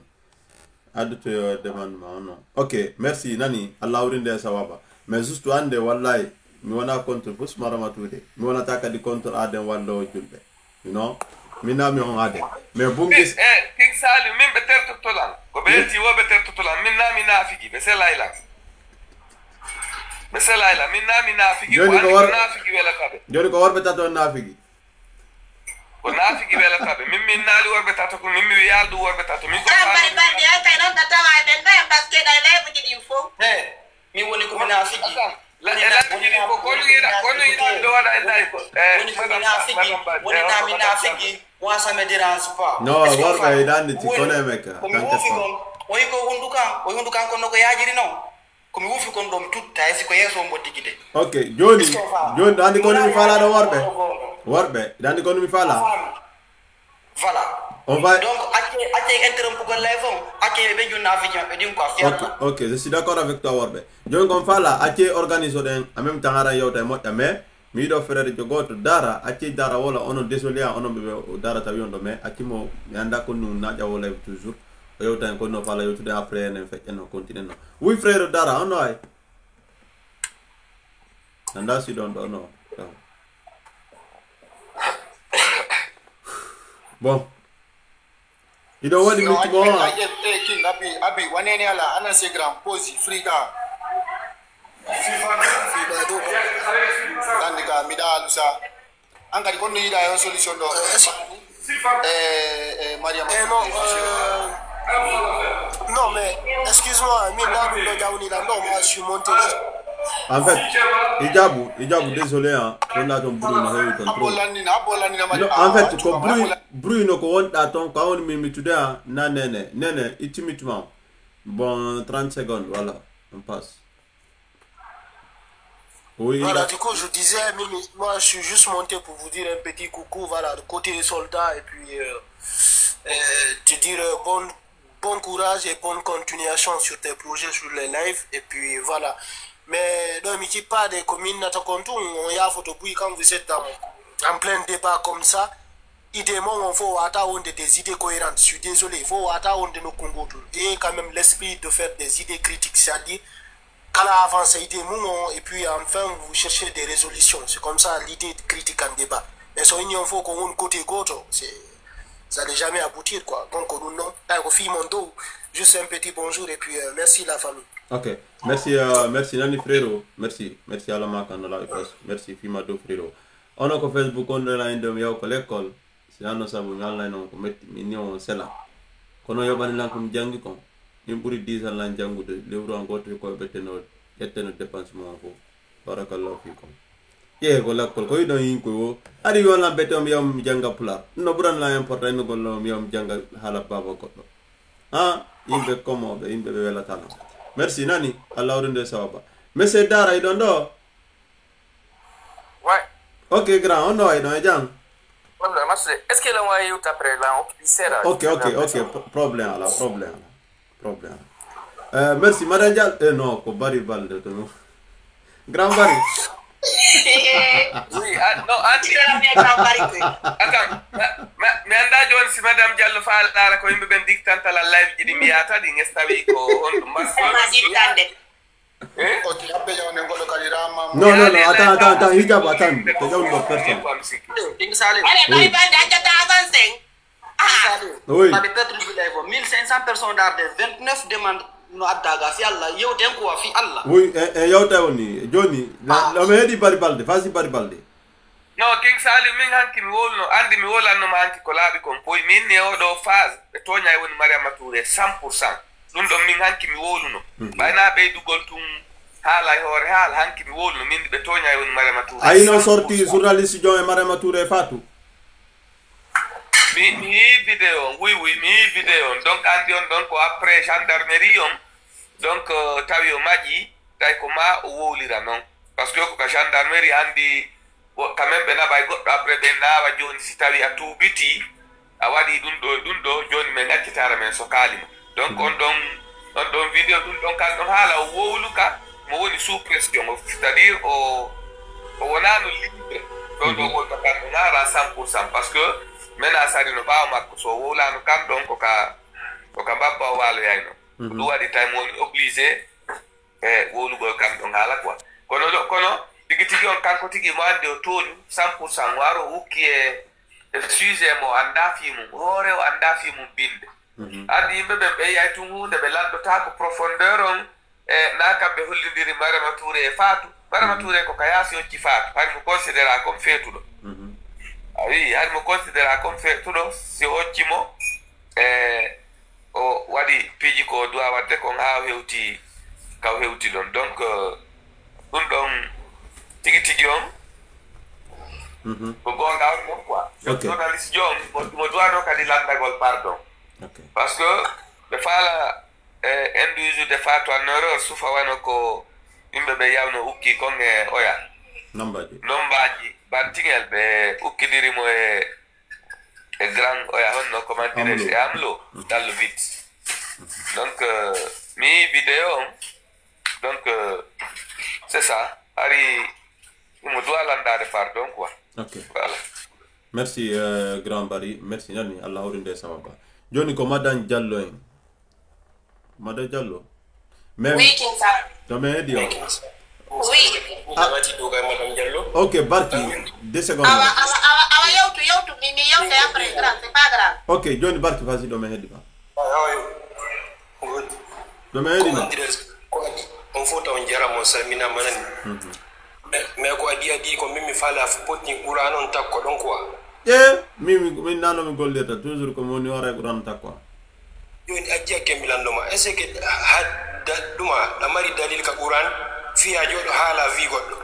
est-ce que jono est-ce que anka non da mari dalil argol taw jaw ko milandi ma question non milandi ma jono est-ce que anka da mari dalil argol antigi hala taw fi goddo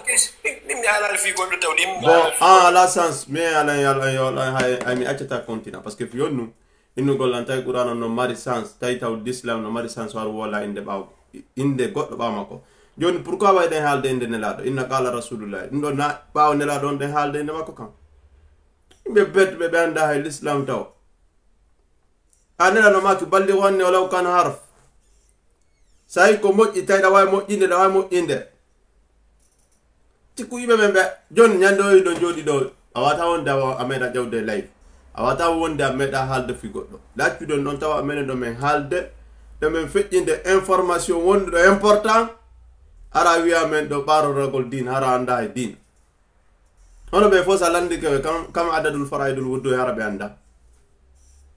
impotini qur'an on takkan gonu banna takko ko bible yimbe be bare be tawa vraiment ida halde pium ko ne important be arabe bonnuma be jibuma o laccire ko sanko en fait non ande kadi ça va pas là ndasen kupata do ti yara kafe mo walo dano bete ay ko wadi ko ngaw itti ala kan juudi an ka te mami acce o president do feƴƴata jagoro gar bi nebi mo banni habbi lan ko en fait fono controbando batte frappé et pourtant mi jamais andi fello ko jolire don jawirte wallahi billahi beno suusi yawde jawado e live ji wobbe inna be farba sada lindin kunde halna be hono di halati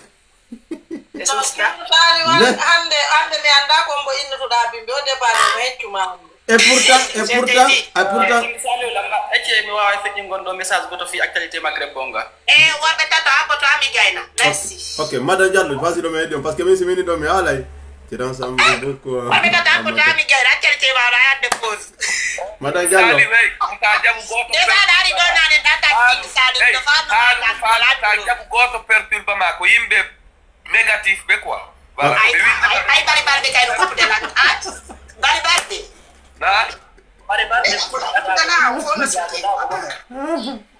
Madame Diallo, Yafo, continue, Yafo. Ok, Madame Diallo, vas-y, no me aide. No me aide. Ko yewtuden kon hanki afari hande fayda e ɓeydite tuuni hoore ko yewtuden kon hanki par ce que aɗen feƴƴinino message après non mi sikki ri couché no hakkunde Mariame Touré woɓɓe goo ka réseau ji ga ɓiyannda ɗon ko homɓe min mi nataɗa tawa par ce que a feƴƴini woni message min ka vidéo ko ka page ma mi vidéo ji ɗin ndi kala vidéo kaɓe toñi mo ɗon vidéo kaɓe excisi ɗon donc ça veut dire que naɗen déjà ko worɓe tato yewti ko nun sakol pas parce que hankin ko wonoɗen haalde ko moƴƴereji ɗi yoya Mariame Touré sista Mariame Touré woni ɗin tout waɗugol ko ɗunoɗen haalde maintenant ce qui concerne saɗɗo honno Fatou hino yurmi billah wallahi no yurmi hanki vidéo ko mi yi kon Fatou no yehi ka sista Mariame Touré par ce que ari après kadi aɗaɗa yurmude hande kadi mais ɗum ɗo yurmuno lande allo sansu hiɗa suti jiwnku ngo wona kum jiɗede ko wona ɗo innude e waɗu piiji ɗin ko wona ɗo innede e waɗu ɗum ɗo donc du coup no yurmi par ce que ɓe perdinimo sens ji buyɗon ɓe perdinimo opportunité ko heɓata piiji makko ɗi hara kamɓe no tigi ɓe watamo wallude hino de Mariame Touré ko kanko tum waɗi ha fo wandi Fatou sen fo ɗen haalde hande fi Fatou ko par ce que o yaltinama nokkugo hay jaja Fatou ko par ce que Fatou yaltinama andi donc je pense que à un moment donné wona finnugon par ce que yimɓe ɓen no yiɗi Mariame Touré ma autour là mais cette fois ci là sortiji maɓɓe ɗin c'est vraiment pas mesuré ɓe jonnitaloya ko waɗani ɓe kon few ɓe miijitoraki hakkil surtout noon moodi Fatou par ce que Fatou mo e ñinne hakkilkin no dérange seeɗa hanke yewti ɗum ɗo mais moodi Fatou on déjà kadi woɓe dogiɓe yeehi ayɗe acci Fatou e pétrin on ɓe accimo ɓe yeehi no on suuɗi Fatou o yimmi bimmi tawi moodi makko suuɗi ke doggi par ce que police ari o suuɗi ke o yeehi donc imagine king sal ɓe ari ɓe hokki jiwnkuyo honoma hanama ɓe hoccike ɓe yeehi est ce que ça c'est être responsable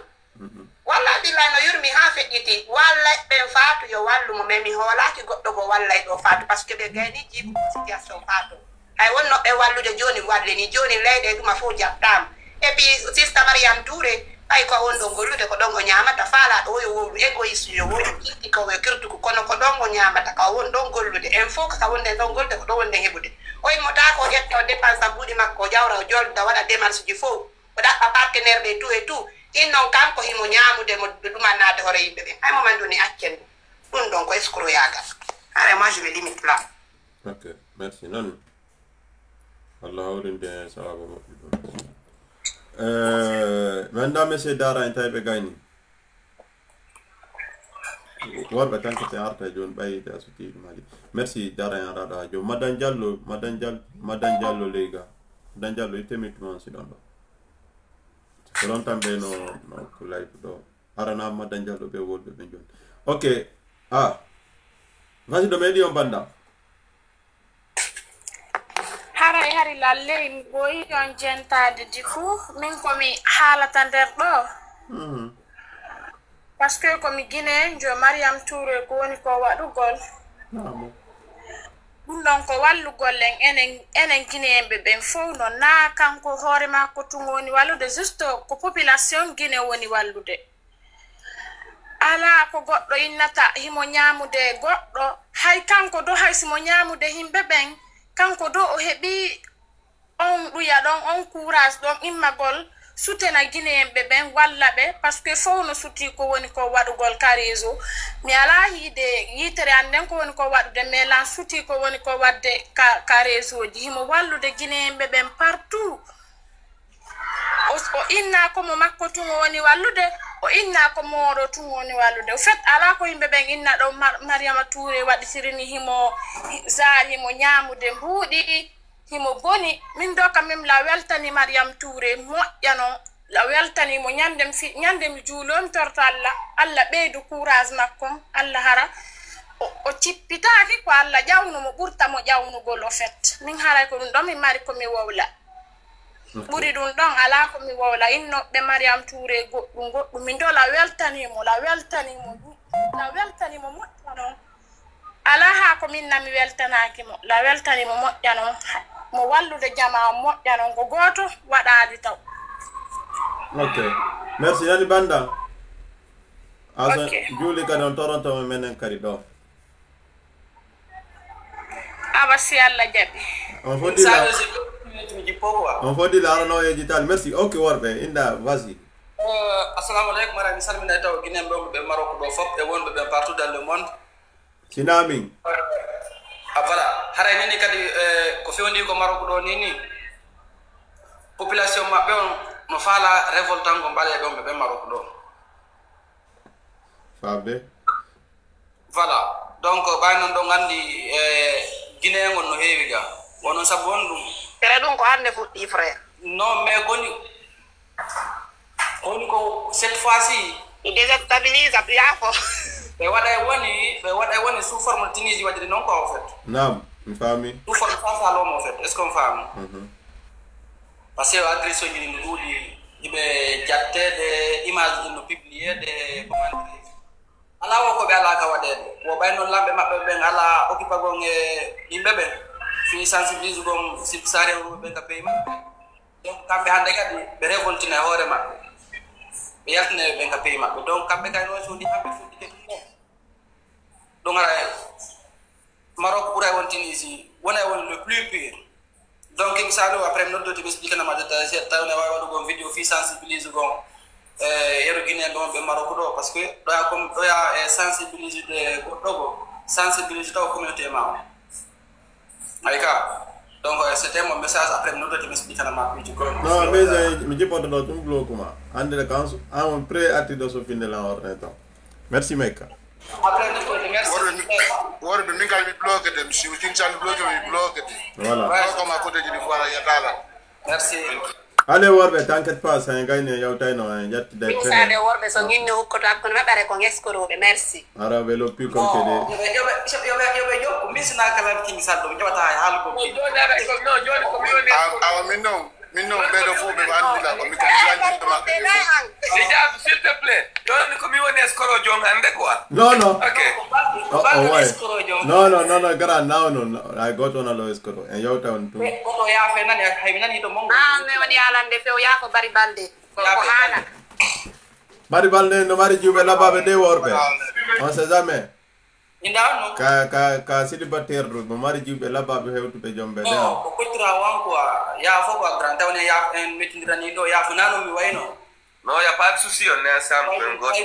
Salut, tu reviens. Ok, grand, non. Ok, grand. Ok, merci. Manda bari balde si dom. Non, on a déjà un yoti do joni. Min ko message ma ngoy mi abbi King Saliou. Ah, min comme yoti ta kon. Ko yewtata ko fi programme di ba hanki mi dorde kala ma ala nande ko ta ko I don't know malgré tout ça il me ben OK min nane déjà tani woni mali position ma o me humpa OK min mi wola ko mi woli kon nane déjà tami jettino kongol seda meta bungi sen hawji nane no duppi OK tabe wola mi on mi habbotaw o journaliste jodo ko ndonner alla wi nela do maki banada masu woni sawdu ci hundu ko maka wata addude ko moddi ka nangu ko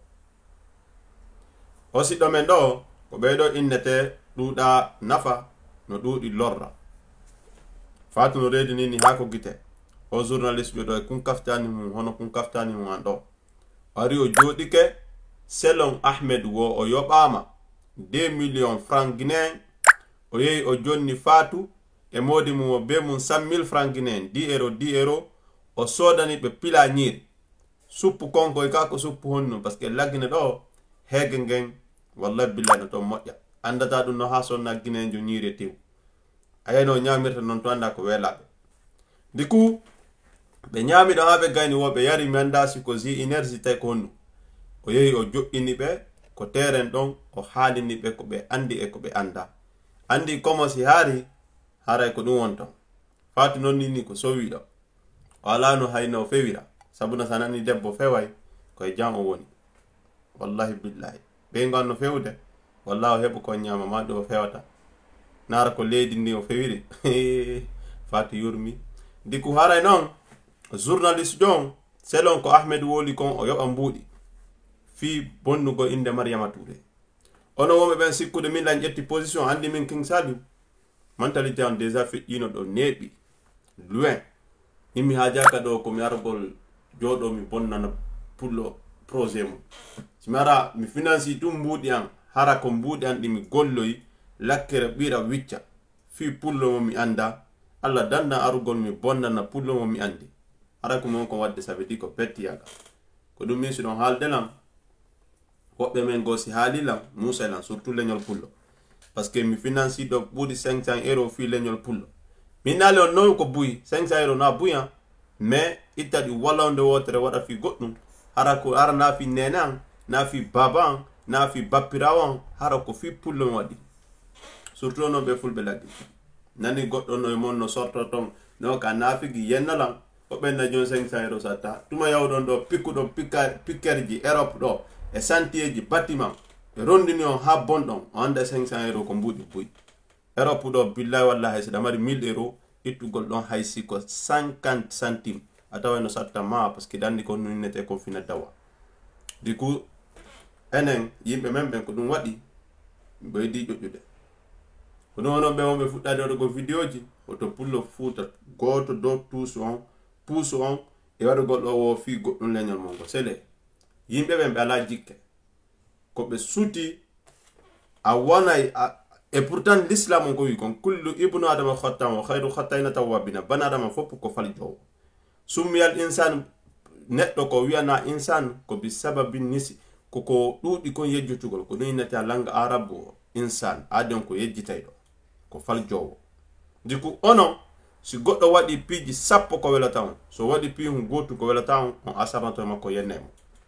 o watalan hollude vidéo an goto ma ɗum commentaire an ko mi woli Mariama Touré ko boɗɗi mais sago mon si vidéo ji ɗi waɗama na ko mewre men feƴƴina c'est ça le problème et pourtant mi ƴettali par goɗɗo mi ƴettali côté goɗɗo min fof no andi fewde live ji hoɓɓinteneɗo ɗo moƴƴa fi asarragol e Mariama Touré comme yahayno poɗondira to en fi Mariama Touré yimɓe hande si ari ɗo e ndilan o min bon bref mi ala woltuden ɗon mais min Allah danda arugol ɗo bonnana siɗɗo aha voilà du coup min kawo ɗon fof nandi déjà position ça fait longtemps nan mari contact Mariama Touré mais yawtay mais juste jama on min na ko welata on ko mi halata ko mi hakkilande nangi kon mi alani on min ni Mariama Touré o meɗi déconnude pour moi konto déconnuno ko mbuɗɗin ƴetta ɗon o kañoto innano jonnede jaja mum fatu o woni sabu ha ɗum ɗon laataki min pour moi o déconni ɗum ɗon parce que fi honnu hanno joni on ɗon sino jonnano ɗin ɗon ɗuytanayi no mokkanko bandirawo men o Mariama Touré dongal o refi o inni o to ɓeya jaɓu mbuɗɗin wonoyi susi hino hande jaja mum fatu wona goɗɗum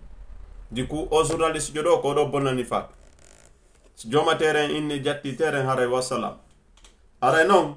dan andi kadi hiɗuɓe fatu no ko réseau hiɗuɓe Mariama Touré no ko réseau